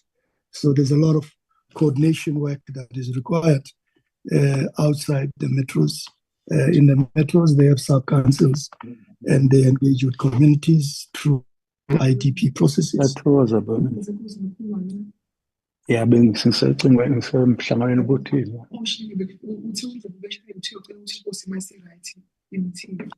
Oh, okay. Ngiyathokoza. Yes. I think you need to mute Ngosi. Yeah. You are not muted. Thank you, Chair. So that's why we put more emphasis on the quarterly reporting, because I guess members of the committee will have access to both the provincial champions who are appointed by the premiers and the national champions who are appointed by the president. The proposal that is being made here, that we need to come back to you with a report on each and every one of the DD and which one is not doing well. That report will then make it easy for members of the committee to hold the provincial district champions and the national district champions accountable where things are not happening, because the leadership to get all of us involved in the planning of the one plans for all of those 52 spaces, that leadership should be demonstrated by the champions themselves. The DGs of the district champions must support their ministers. The HODs must support the IMCs who are district champions for DDM to function.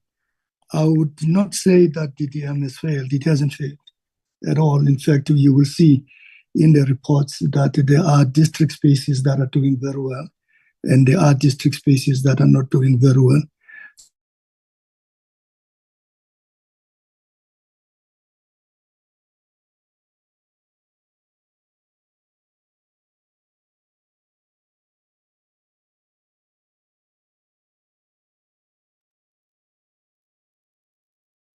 Honorable members, I'm not sure who is lost. Is it me or the DG?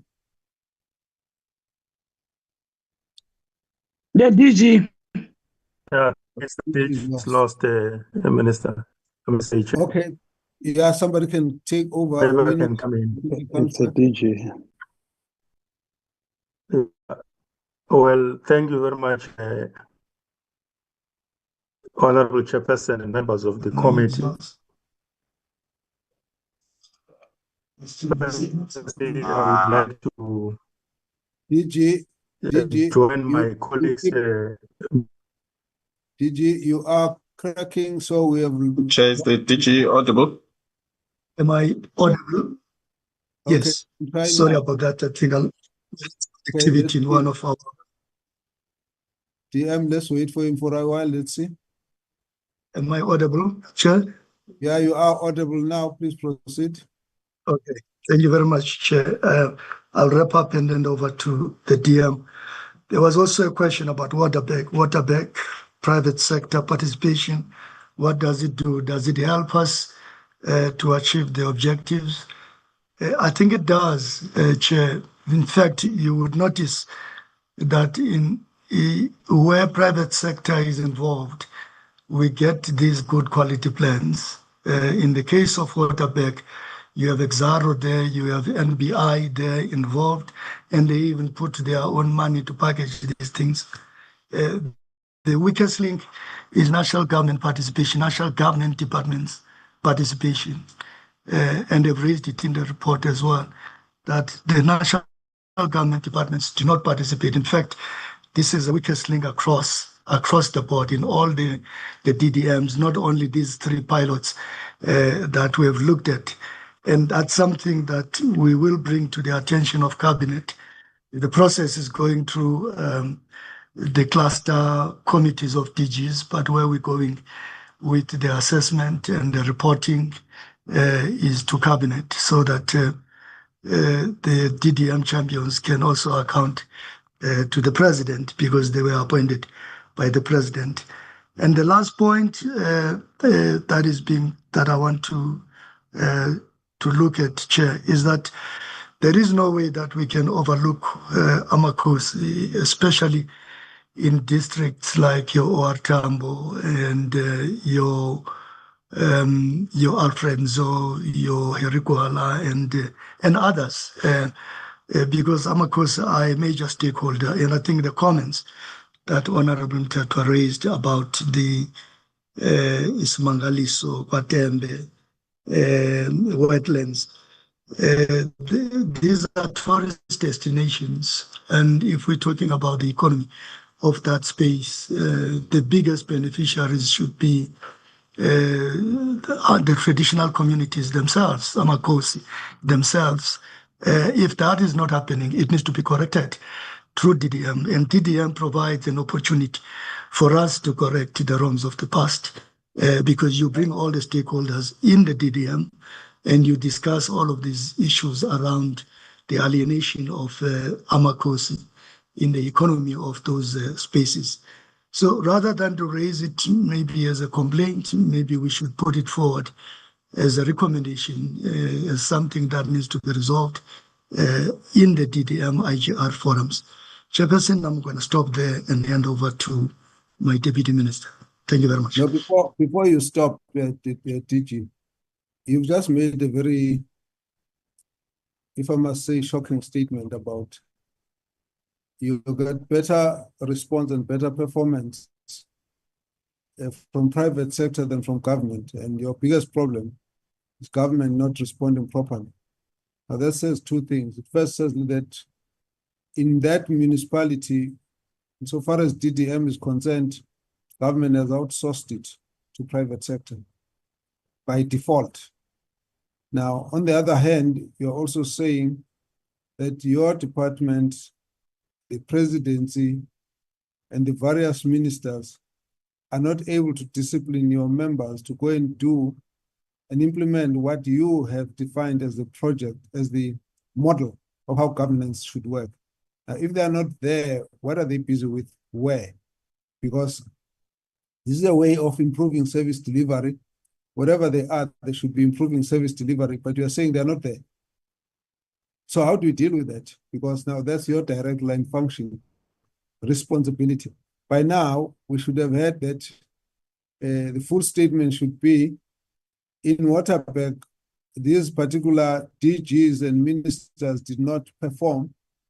And so we have reported them to the president, and this is what has happened to them, to show that you are acting on the thing. In other words, in the rest of the country, this thing will not fail because it's a bad concept.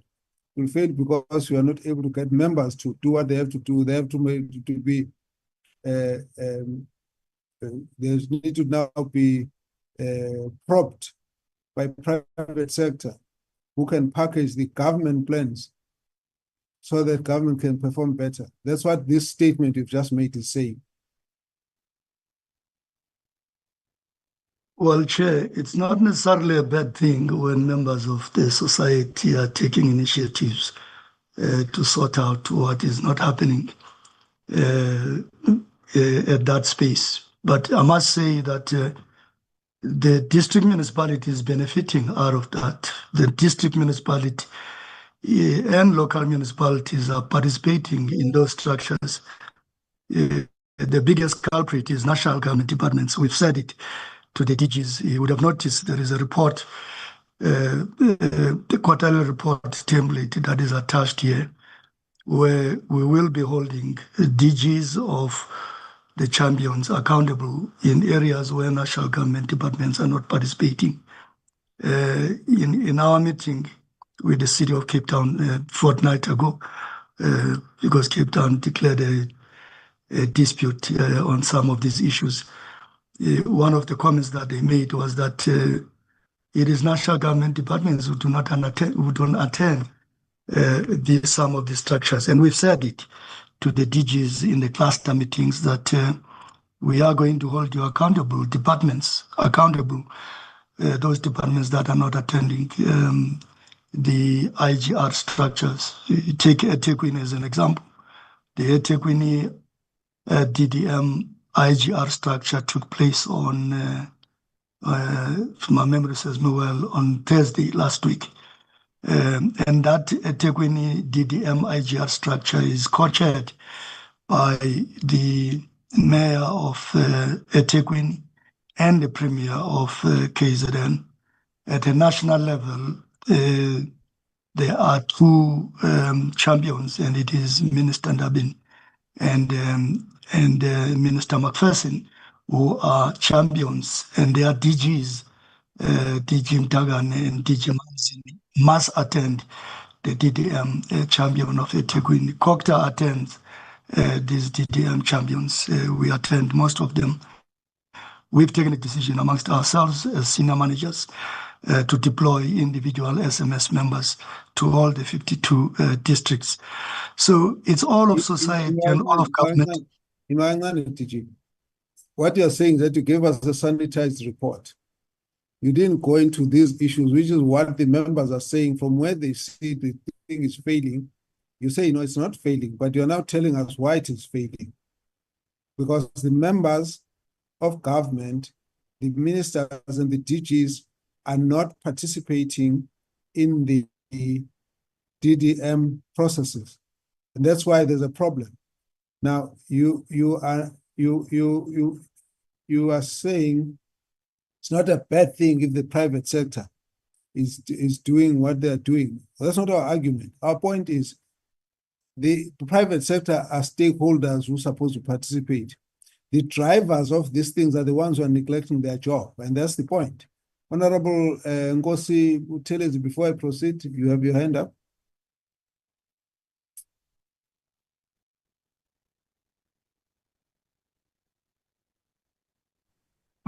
Sorry, Chair. I just thought I wanted to comment before I lose this chair to say maybe then just going forward, rather than always raising this in bits and pieces, is maybe if one could really make an impassioned plea to the department to say, look, it's very understandable that in terms of legislation and all that happened in the past up to now, the fact of the matter is that Amakosi were just really mentioned in passing. because I don't know, maybe there were some people who saw Amakosi as disappearing over the sunset. But I just think then the impression play chair and to the department is that rather than just say a paragraph or a sentence about Amakosi, going forward, irrespective of what we are doing, let us also see the in-depth and a much more involved, coverage and the indication of what their role is going to be going forward. Because most of the time after these presentations, it has happened, and one is saying this in the most constructive way. You'll find that we will raise Amakosi, and then there will be our traditional leaders, and then the response will be that, yes, that must be attended to. So I'm just saying, Chair, I would like to really request that we give more as the same attention and detail to all these sleek presentations that are put before us, especially in areas where you cannot do, they are really a sine qua non. You can't do it. Is that without which you cannot exist? I just wanted to make that clear. Sorry to interrupt the flow, Chair, but I thought because he had just mentioned that thing which came also from Honorable Mtetwa, let us please just apply our minds that we know that the previous legislation was not so much broad and deep in terms of Amakosi. Thank you. Thank you, Chair. Okay, I think we should incorporate that in our request to the department that we will need, when the next presentation comes, to give us detailed roles expected of Amakosi in this DDM. But let me also just add then, DG, from what you are saying, we will need a district-to-district report. Now that we have got to this point of disclosing this problem of participation, we would like you to be specific. Who are the champions in this district? How are they attending? Are they doing what they're supposed to do? And in addition, you say there's a report that's reporting which the district champions are not participating. Can we include the names and specifics of those, including the reports that have been sent to indicate who is actually not participating? Because what we're sitting with here, we're sitting with a situation where almost everybody is wanting to have this whole concept discredited, and rightly so, because of what performance they see. The point which has not come out quite clearly and only coming out now almost like an afterthought is the level of poor participation from the champions who are supposed to drive this. Now we need the details of those when we get the next report on a district-to-district basis. You can proceed, and then after that get to the Deputy Minister to round up. Thank you, Chair. We will do that. We've already started it internally in the government cluster system.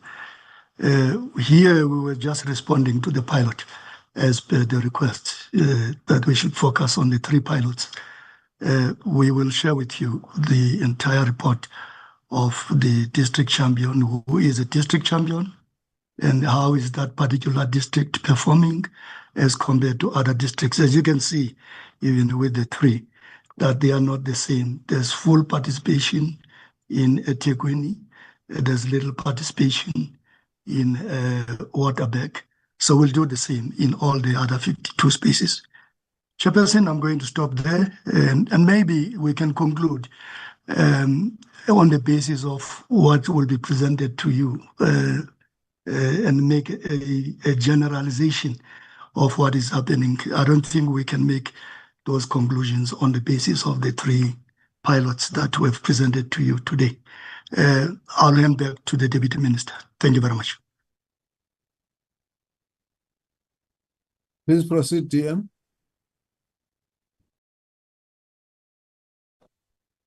Well, thank you very much, Chairperson. Recording in progress.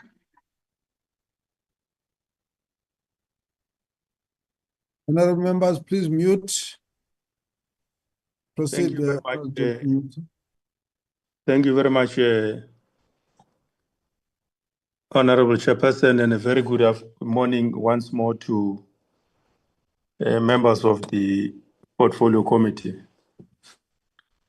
Firstly, I would like to appreciate the comments and the inputs made by members of the committee. I think they are quite valuable, very important articulations to shape and probably refine the work done so far as we continue with the deepening of this important model of integration and as well as coordination of government efforts at the district and metro levels. I think that part is highly appreciated, Chair. The points which Honorable Mkhalip raised, I think they are quite clear that there's a need to delineate these reports so that we give a much more detailed account of the work done per each pilot district, so that we can be in a better position to see the extent to which we have been able to either succeed or experience problems. As part of the report gives that understanding of a balanced state of affairs with regard to progress made to date with regard to this DDM model. And I think that report would be made available. But equally important, as you rightly wanted to understand, Chair, whether we are still piloting all over the country or whether the other district spaces at this point in time, they are active or not, and therefore what then becomes the timeline for piloting and therefore the national rollout of this important process going forward. I think in the same spirit, it will also be very important on our side to give an account of the extent to which the other DDM spaces in the country are active or not. And I think as DDG Duma and the DG rightly said, from piloting up to where we are at the moment, particularly with regard to the other last two stages of institutionalization and therefore sustainability of this model. The fact that His Excellency has already appointed, not only this year, but from the previous year, champions as ministers and deputy ministers together with senior officials in government to occupy those spaces and make sure that this model becomes very active in those many district spaces within the country. It shows that in as much as there were 3 pilot processes or projects, at the point where we are at the moment, largely in many districts of the country, including metropolitan municipal areas, the model is actually active because those district champions as politicians, including senior officials, they are expected to implement the same principles, the same framework as it has been tested in the 3 pilot projects. And therefore, the extent to which we are making progress, the extent to which that process is actually impacting those spaces would have to be accounted for through a report, which the DG has agreed that we should be able to give you that understanding for the committee to assess whether, in as much as we are piloting, but the extent to which we have moved, are we on the right track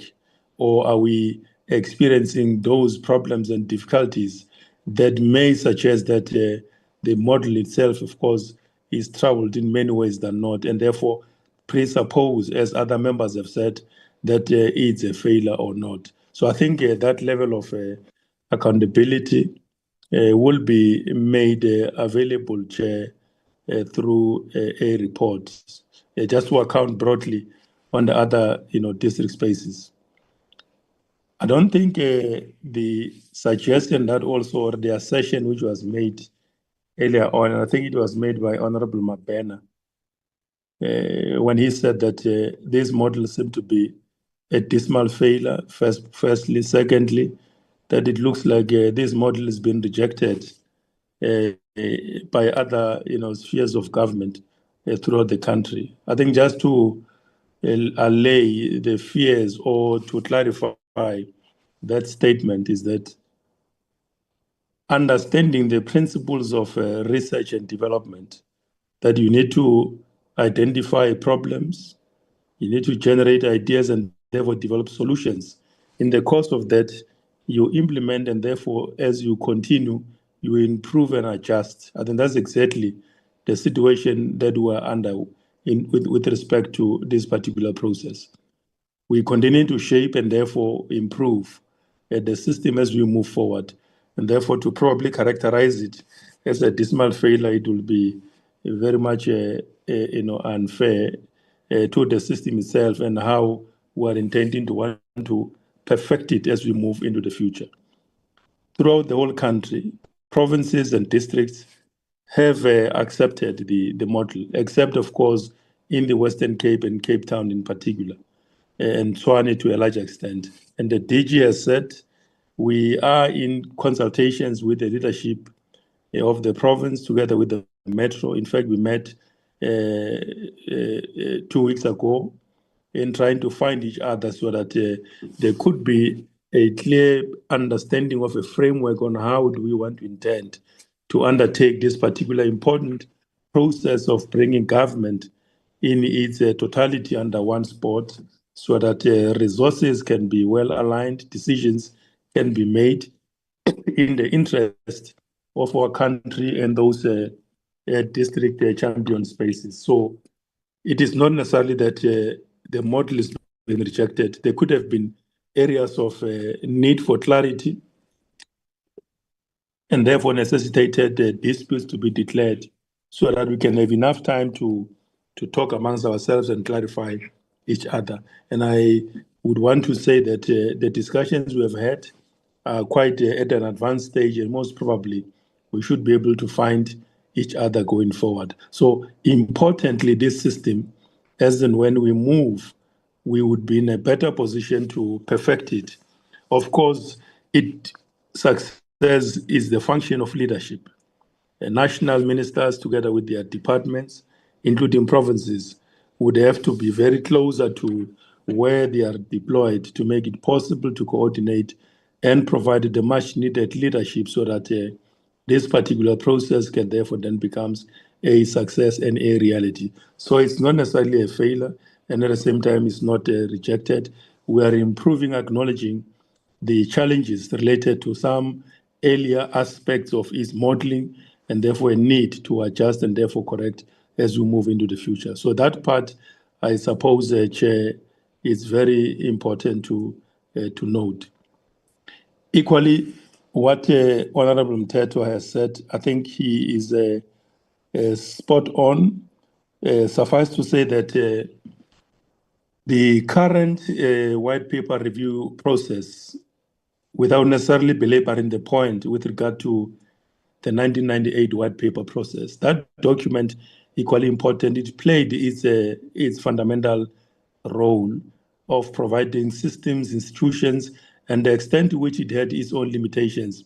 It is up to us now going forward to adjust where it has been able to make progress with regard to the establishment of the local government system, and to the extent it has its own limitations with regard to the fundamental role and the strategic importance of the institutions of our royal leaders and traditional leaders and quiescent leaders in the country, is what this leadership currently, ourselves as the ministry, working together with the current leadership in Parliament through the Portfolio Committee, is to basically adjust the policy accordingly so that we can have better cooperative model at the municipal level that will bring together very closely the participation of traditional leaders and as well as municipalities. So it's not like we are uninterested in finding solutions to this matter.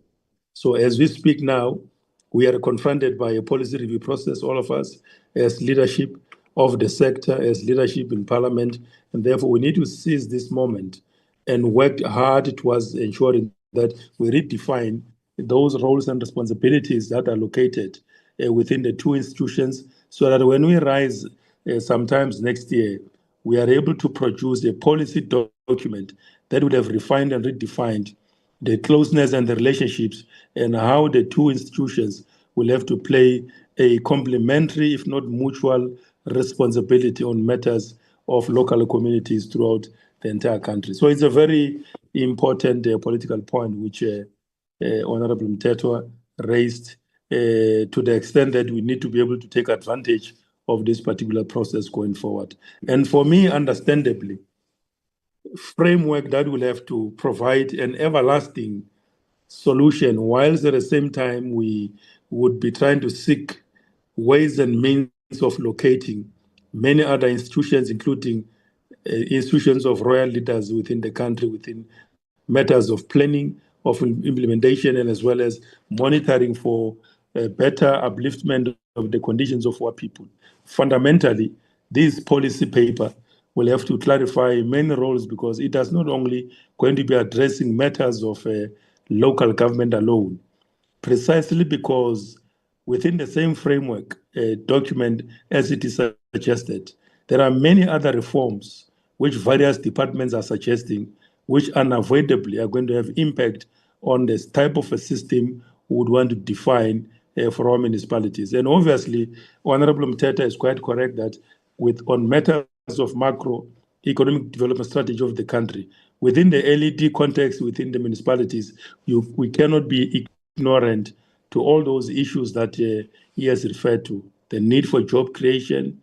How do we make sure that those district spaces, depending where they are located, what are their export and as well as import performances, the extent to which domestic and as well as foreign investments, impacts those local spaces wherever they are, the extent to which the national infrastructure rollout program, this government spending, and quite a variety of initiatives that would have economic importance to those various localities.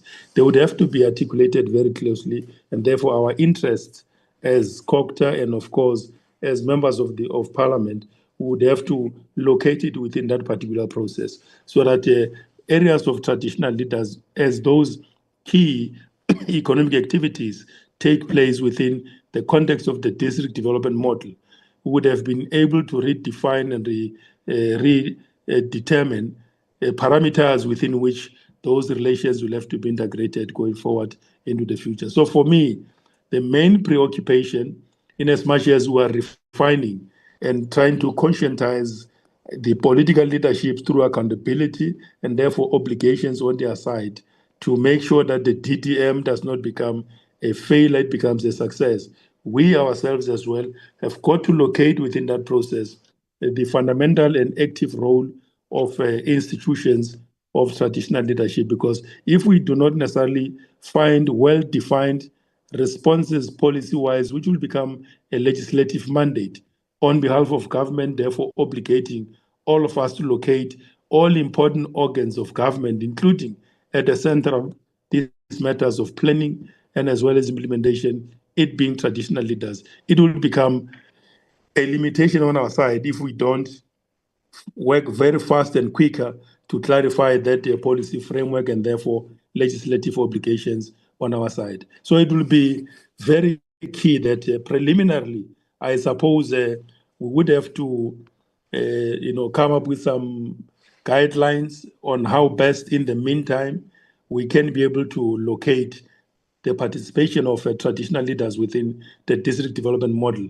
But fundamentally, for them to have much more stake, much more role, much more position and place to basically perform, we have to deal with these issues within that framework legislation, which we are reviewing at the moment, which all of us are in unison, in agreement, that it has been quite some time that this 1998 white paper policy, as I said, played its part, but with its own limitations, and therefore its improvement is our responsibility, its perfection is our mandate, and we are well located at this point in time going forward to deal with those issues. So I think I fully agree with the spirit of what Honorable Mteto raised earlier on broadly. But suffice to say, as I conclude, Honorable Chair, that the points that you also raised, I think you did allude to the fact that what is the scope of the DDM model as things stands for now,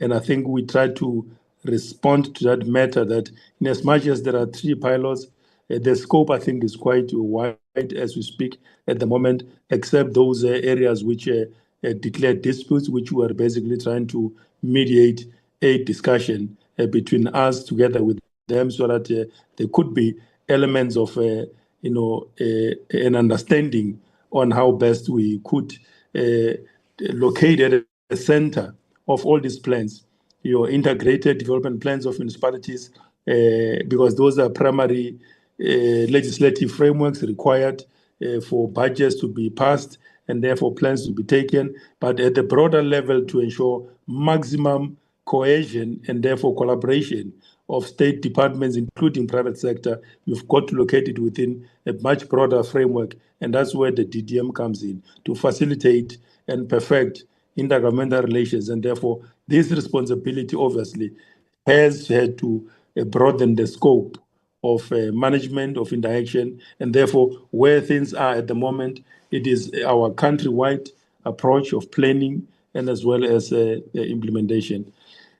I think for me, those are the broad few points, Chair, except to say, as I conclude, that the objective analysis of this model, as the report was given, was basically to give us lessons, was basically to unearth what could be constraints and bottlenecks in the system. And those matters, as we are sitting here, we're quite familiar with areas that would require much more structured way to deal with them, but an improvement which goes with a caution, obligation, and enforcement of leaders to take responsibility throughout the country, so that we can impact the spaces within the country to implement the national development plan, but also, as colleagues have said, make sure that the macroeconomic strategy of the country is felt through many catalytic projects of magnitude that are being designed for some of those localities. And as that report would be coming, it should be able to give us a much more clear understanding of the location and the magnitude of those projects and the extent to which they will impact the economies of those localities, but contribute towards the economic development of the country, and deal with those aspects which relates to the socio-economic challenges that our communities are facing in the country. Thank you very much, Honorable Chairperson. We really appreciate all the counseling, the advices, and we will take it forward from here and bring those required reports as an update on how best we can improve on the implementation and therefore functionality of this system. Thank you very much, Kabazel. Thank you very much, Tao. Honorable members, have we left out anything unanswered? Not for repeating the same questions or statements. If there's anything that's left out, can we close the meeting at this point? Thank you very much. Well, let me take this opportunity to thank the Deputy Minister, the DG, and all the officials from Cooperative for the presentation on the pilot sites. From the point of view of the committee, we welcome the report, and we believe that it has given us a bit more insight onto the issue of the DDM. There have been concerns about the success of the model in its implementation, as well as whether in fact it is a sustainable approach. I think from the report that you have given, there are obviously challenges. There may be positive points as well. But I think from where we sit, I think it might be a bit early to come to a conclusion of that the model is a failure. Despite the fact that some members have that feeling, I think it would be premature to get to that conclusion. So we wouldn't conclude that it is a failure. Rather, we believe that there are a lot of issues that need to be opened up for the committee to analyze. And therefore, we're requesting a further report that is now, as members have proposed, broken down municipality by municipality, so we can see what is the progress on the district development model. And in so doing, I think it's important for you as the department to give us a good outline in terms of the key objectives, the principles, the targets, what you want to achieve by when. I've seen your phased implementation. It wasn't part of the original slides. We need that kind of guide so that we can base our analysis on what you as a department have actually planned. And therefore, beyond those principles, we need then to look at how in each of the districts, how the implementation is going. Amongst the issues that are going to be important for us is going to be obviously the impact of this on issues of service delivery, the impact of this on issues of local economic development and fighting poverty and creation of jobs. The impact of this should be about how we're dealing with infrastructure into the particular area, into the particular district. And therefore, it must give us a sense of how you're dealing with the issues of governance, issues of dysfunctionality on the municipality as such. And in that process, we should be able to get a sense of what is then the impact of the TDM. You have raised in your report that it does not seem to have full acceptance. And so I think we need to understand clearly where we stand on that, particularly to the extent to which there is an option of acceptance and rejection thereof. We need to understand where do we stand on that. The other aspect that becomes also of interest to us is the extent to which there are successes and failures, and then specifically the roles of various stakeholders, in particular, roles, responsibilities, functions, and participation of the traditional leadership and Khoisan leaders in this context, so that it does not become a by the way issue or a footnote. It needs to be clear what their role is going to be. And we also want to get a specific report on the role, effectiveness, and participation of district champions, who effectiveness is. It has been now made clear that there is a very poor attendance from the district champions. It is therefore important for us to know what has been done, consequence management on those who are neglecting their responsibility in this regard. What is the report, and what action is therefore being taken to make sure that these are made accountable? We would like to see that, particularly as this must also refer to the role of the champions, as well as to the issue of the functionality or dysfunctionality of the municipalities, the various issues of governance, and including how the roles of the champions that they play in relation to all the audits outcomes that we have seen being very negative. So we need to get a sense of all of that. Now, with all of that information coming to the committee, we would therefore, as a committee, need a little bit more time to be able to go through and digest this particular report, and therefore get to a point where we have a much better grasp of the impact of the development model, so that the baby with the bathwater, it needs to be very clear what the problem is and what consequence management is being taken, what's the direction that this whole program is going to be taken.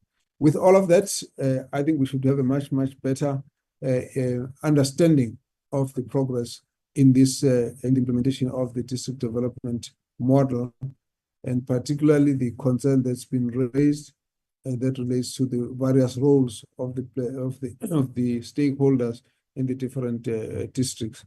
With that, I want to also say the members have raised a number of other issues, some of which I believe that belong to the issue of the review of the white paper on local government, and therefore I would direct that the members should raise some of the issues at that level. The points that were raised initially by Honorable Mtetwa relate to a slightly different approach to the model of governance, or maybe local government functioning, as well as the structures. And I think that that input needs to go to that matter. We just underline the fact that the issue of traditional leaders and Khoisan leaders becomes a very important issue for this committee, as well as for the whole space of service delivery at local government level, as part of the representation of our people, and therefore not just on the DDM issue, but in terms of their role in the local government space is something that needs to be clarified and dealt with.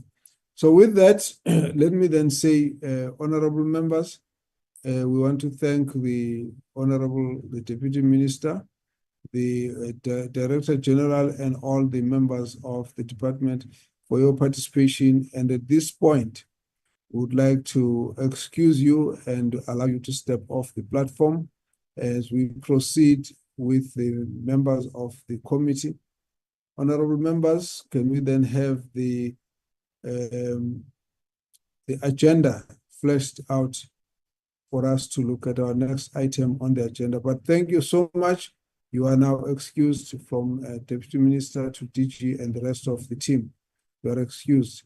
So Sherin, please put through the agenda so we can move it from there. Thank you. There we are, honorable members. That was the last item on the agenda. So in closure and way forward, we need two issues dealt with. Shirin, you're gonna give us the program of where we are next in the next meeting, the program of the committee. And then in addition,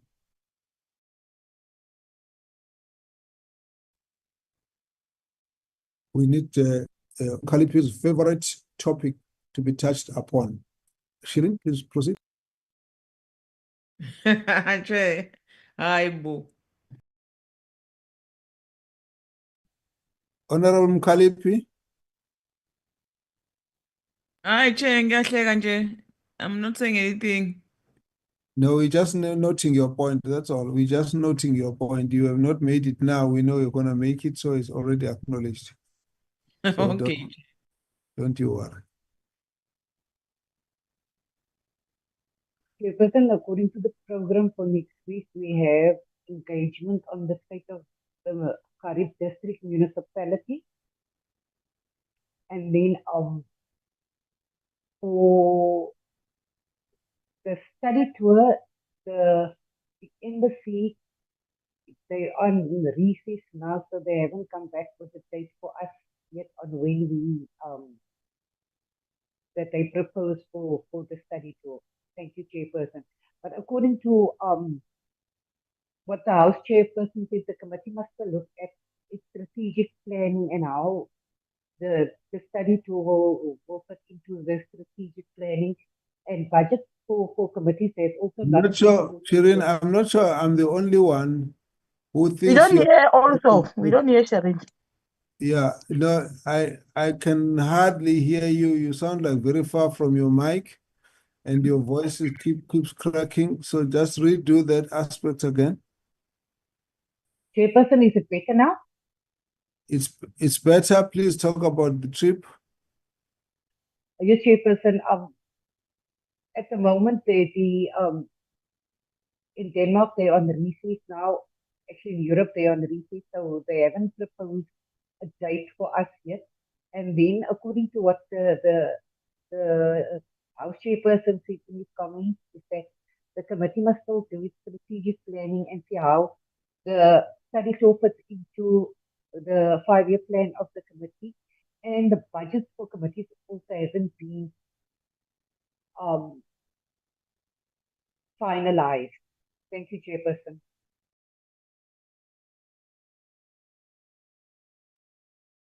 Okay, that update is noted.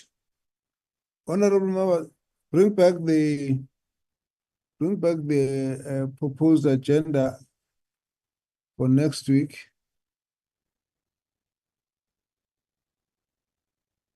It looks like you're making the focus on the Kharep municipality. Shirin, just share the agenda again for next week.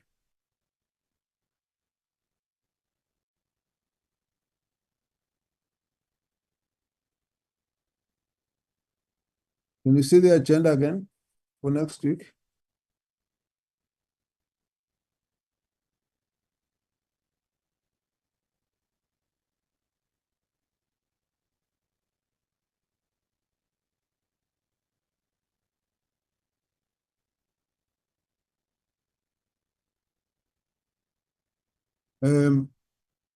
Okay. It's not centralized. Yeah, then yeah. Okay. Honorable members, I want to propose that we swap the two items. Is it possible to move the anti-corruption issue to be for discussion next week, including the various agencies that are involved, to be the one that we do next week rather than doing the Kharib district? I'm making that as a proposal, and I would have also loved that somewhere along the line, we should also include the presentation. I noticed that already there's a presentation given to the select committee on the progress on the litigations, on the prosecution of people involved in the customer initiation process. But my proposal is that we swap the two. The reason for me asking for us to swap the two is that I wanted to suggest that we have a reflection on the Auditor General's report.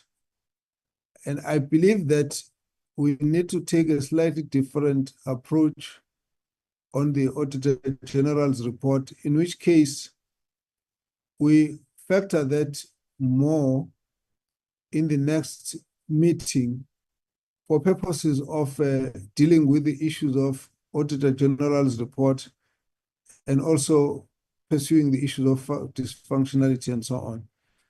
There's something that was raised during that discussion that relate to the fact that at this point, we should also be getting the provincial speaker of the legislature and the premier and the MBCs to also be made to account for the performance of municipalities. And the question being, what support have they given and what action have they taken when they saw that things aren't going right? I thought we could just prepare a little bit around that theme so that before we can go to look at Kharib, we actually refine that approach. It might help us change the approach and also demonstrate a different approach to the fact that we have got the same report coming every year and we're not seeing any difference. Honorable Mkalipi, you would like to comment? Yes, Chair. I would like to support that view and further propose that the meeting with anti-corruption unit must be physical and no one will complain, Chair, because on the 11th of June, everyone is expected to be in Cape Town to debate the budget. And secondly, Chair, I'm not saying that Kharib district municipality is not important, but if the Chair can also guide, because we suggested, myself and Honorable Van Wyk, that Mangaung, and Chair, you said other members, they must also suggest other municipalities that must be invited. When are we scheduling for Mangaung and other municipality that was put here by Honorable Van Wyk as one of the challenges municipalities. And I must also raise a concern, Chair. If you are going to move with this pace to invite municipalities, we are not going to manage all of them. But if the Chair and his office can also work around with the program, even if it means that we must work very late, we must also sacrifice as members if we want to cover as much as possible the aspect of municipalities that needs to come and account in this committee. Thank you very much, Honorable Mkalipi. Honorable Mapena. Thank you very much, Chair. I also would like to support 100% your suggestion, but also just maybe to on a second issue, it might not be really relevant here, but maybe as the committee considers the program of the future committee meetings. I think maybe after July, it might be just a suggestion that I think there was a request that we made in one meeting that members can make submissions for suggestion for the program. That COGTA has launched the winter initiation season, I think last week. And that noting that in Mpumalanga, Gauteng, and parts of Southwest and parts of the state, there is ongoing initiation season. Just check what is happening. It looks like there's some noise around your mic. Just check and see what can be done there. Proceed. Sorry about that.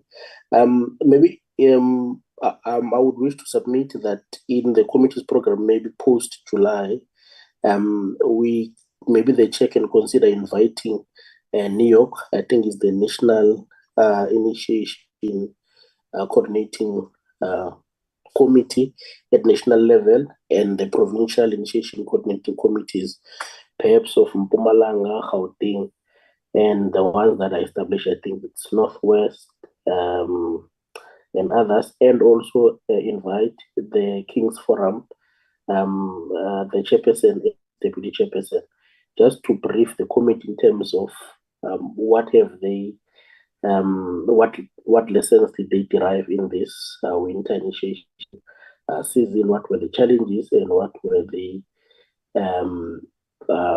what went correct. That's just my submission, Chair. Okay, thank you very much. Let's try and close the issue this way.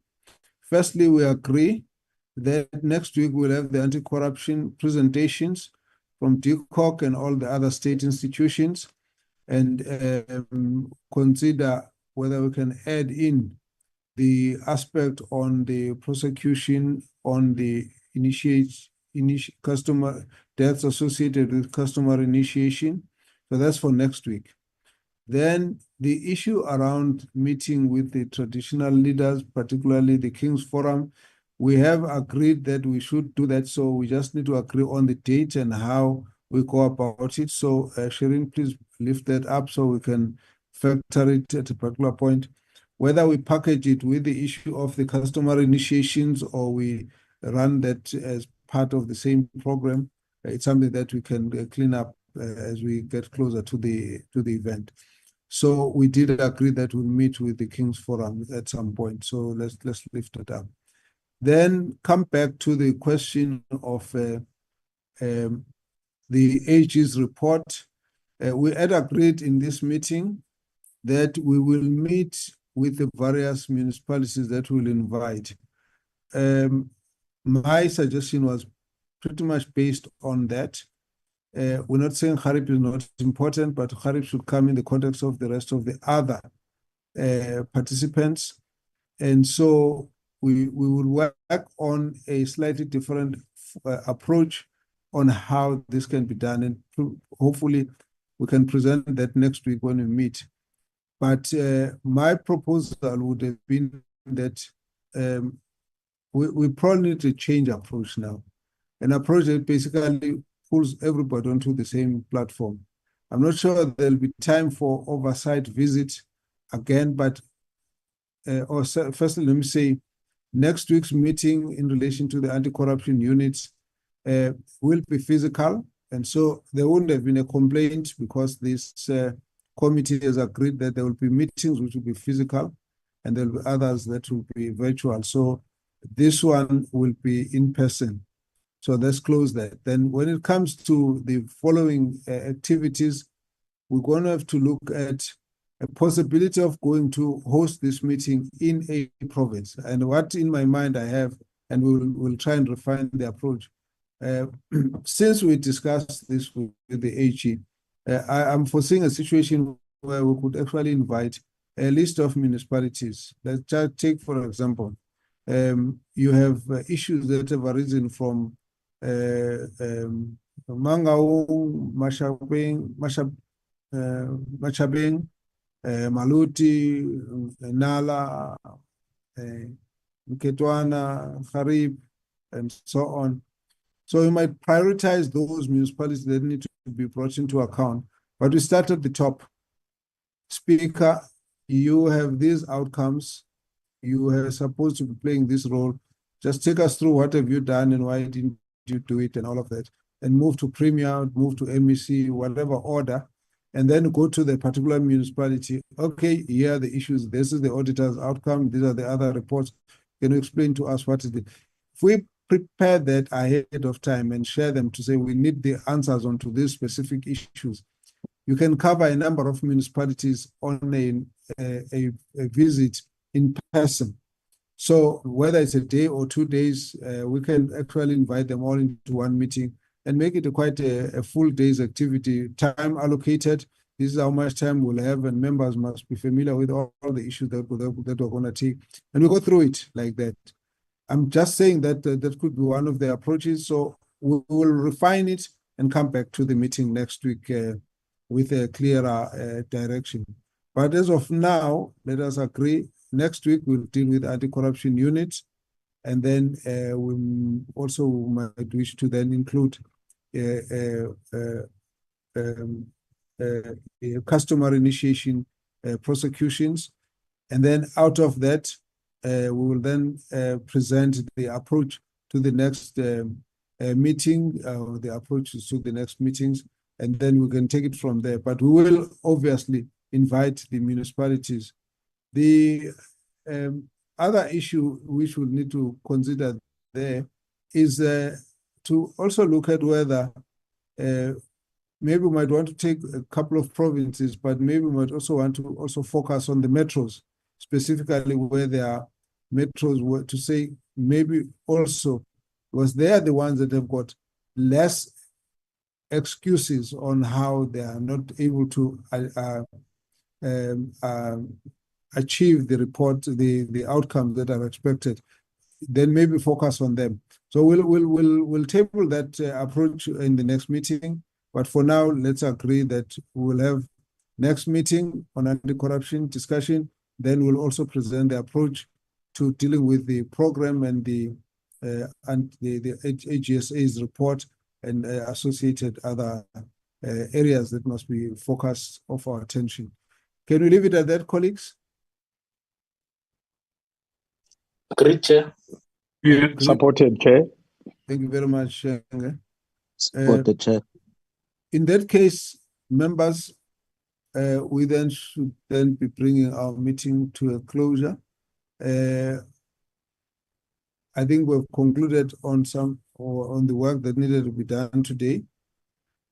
So I'd like to adjourn this meeting and wish the members everything of the best.